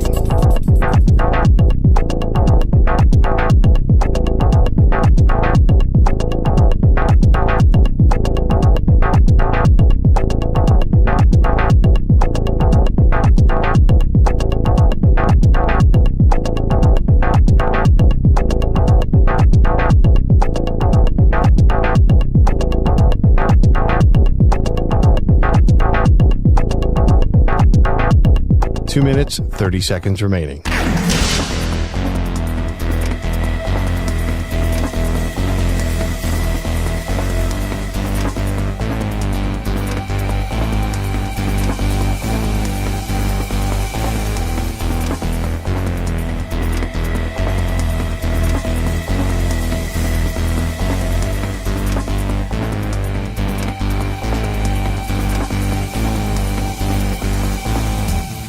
2 minutes remaining.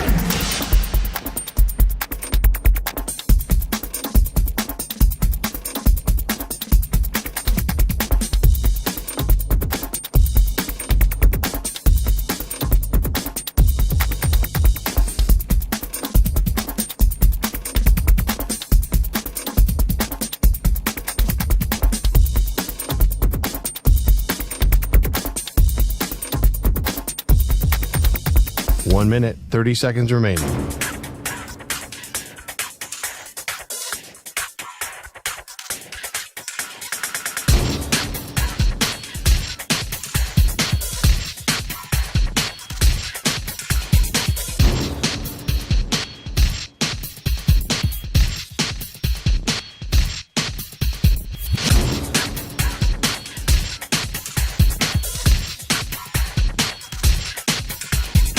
One minute remaining.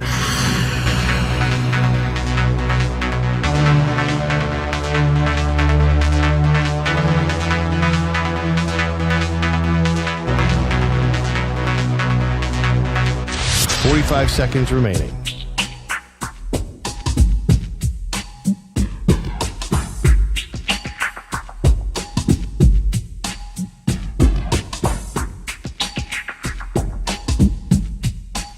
Seconds remaining.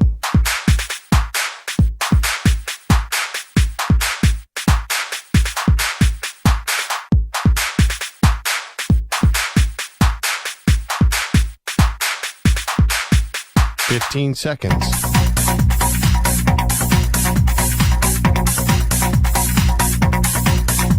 Break ends in 5 seconds.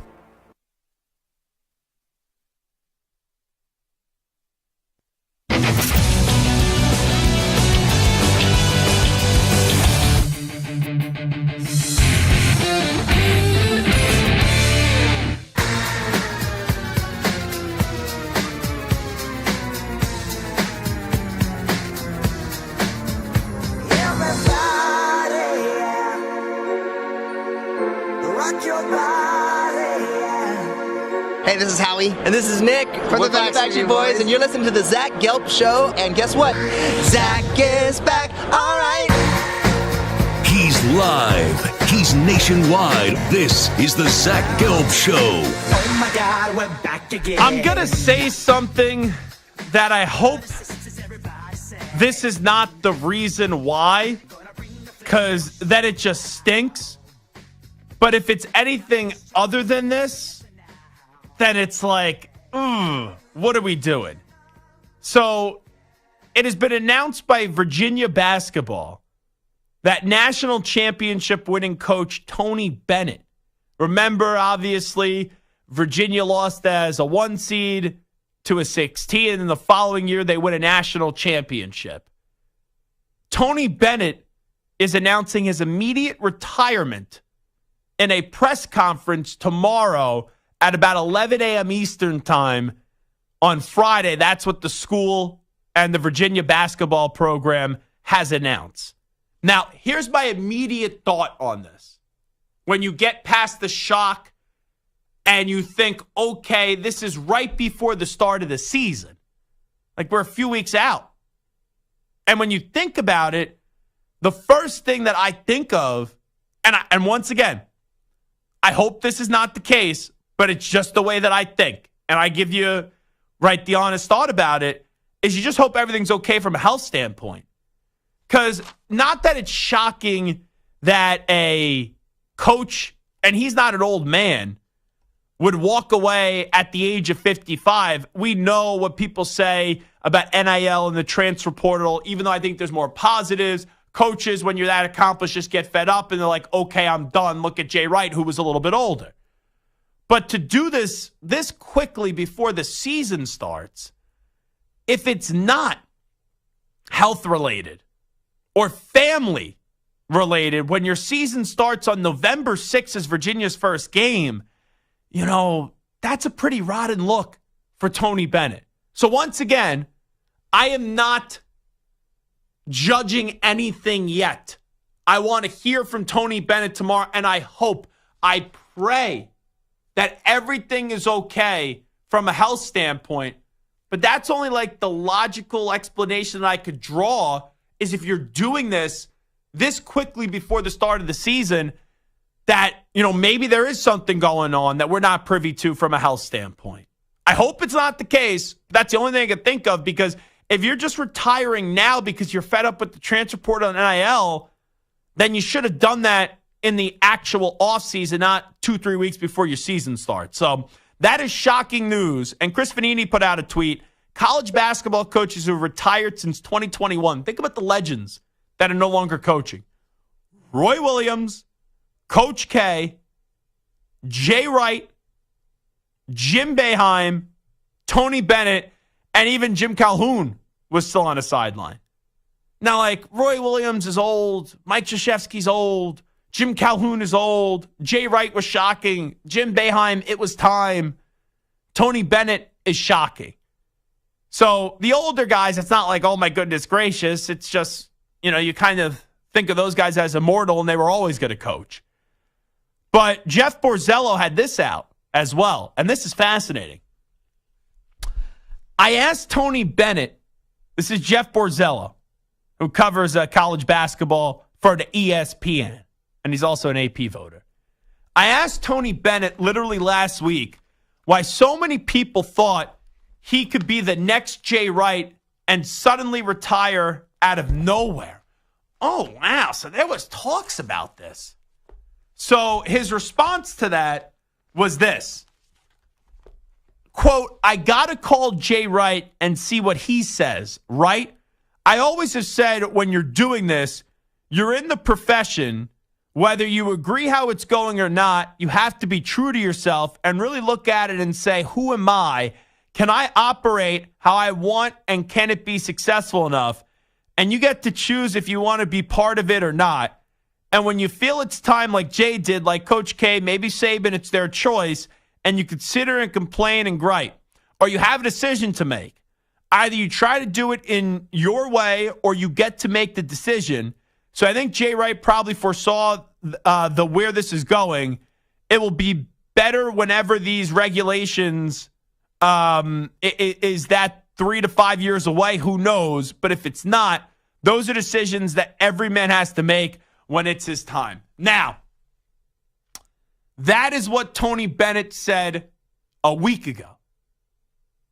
Just a week ago. When I hear that response and I read that to you, and once again, I just want to acknowledge, I do not know what's going on in this situation. My first thought, maybe, I hope everything's okay. Maybe there's something health-related. And if there's something going on health-related and he elects to retire a few weeks before the season, totally get it. But if after a conversation with Jay Wright, Tony Bennett now is walking away and is not going to coach the season because he's tired of the system of college basketball with the newness of the transfer portal and name, image, and likeness, how it makes his job difficult. Once again, make that decision in the offseason when the season ends, not 2-3 weeks before the start of the season. So I am going to be fascinated, absolutely fascinated by what Tony Bennett says tomorrow and what the reason is. And once again, if it's a reason that we could all understand, health and all that, like there's a health problem, I get it. You can't control that. But if this is just because you had a convo with Jay Wright and you saw how bright of a decision he made and you're annoyed with the system of college basketball to bail on your team 3 weeks before the season, if that's the case, and once again, I don't know if it is, that's weak. Weak, if that's the case. The Dependable Player of the Week is sponsored by Depend and the Prostate Cancer Foundation. Remind you that health is a long game and screening for prostate cancer is easier than ever. Learn more at Depend.com. This week's player is Saints running back Alvin Kamara. He has 6 rushing touchdowns on the season, trailing only Derrick Henry, and he also is 7th in the league in rushing with 428 rushing yards. All right, USA Today put out an article, and the article was, who could Florida turn to hire and replace Billy Napier when Billy Napier gets axed if Lane Kiffin says no? Now, you look at Lane Kiffin a few weeks ago. You would have thought he definitely would have said no to Florida. He has a chance to make the college football playoff at Ole Miss. It's just not going to line up. Since that thought, though, Ole Miss has lost to Kentucky by 3 points, and they just lost in overtime to LSU, and they still got to play Georgia on their schedule. So, bare minimum, they're going to have 3 losses. Ole Miss is not making the college football playoff. So that opens up a path now for Florida to go get their guy, Ole Miss. If Ole Miss was making the playoffs, I would not advise Lane Kiffin to leave Ole Miss. We know Lane Kiffin likes drama. You know he's going to take this whether he's going or not, right down to the wire. But I do believe that Lane Kiffin is more in play, and there's a realistic chance now for Florida to get Lane Kiffin when a few weeks ago it felt like that chance was really slim to none. But if Kiffin says no, if the Lane train says choo-choo, I'm staying put at Ole Miss. Here are 5 names that's suggested by USA Today that are not Lane Kiffin on who could get the Florida job. Matt Rule is one of them.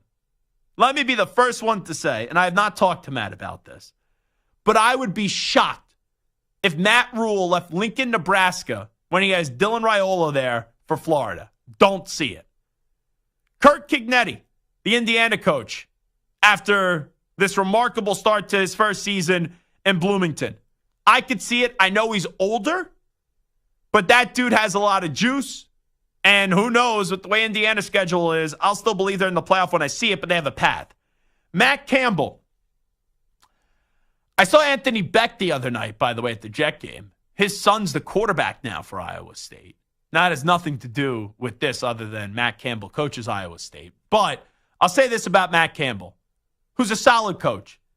Matt Campbell, a few years ago, when they had big expectations, Iowa State didn't meet them. He was like to the reporters, the expectations of winning the Big 12 are your expectations. Those weren't our expectations. So I don't think that would fly in Gainesville, quite frankly. Andy Kolnicki, the offensive coordinator of Penn State. Hey, it's an offensive mind. Had a lot of success at Kansas. Now having success after what we just saw this past Saturday up against USC. That could definitely be in play for Florida. And then Jamie Chadwell at Liberty. Now, I think Chadwell's a heck of a coach. I know Liberty doesn't really have much of a schedule this year. But can you justify hiring another smaller school coach after it just failed when you had Billy Napier coming over from the Raging Cajuns?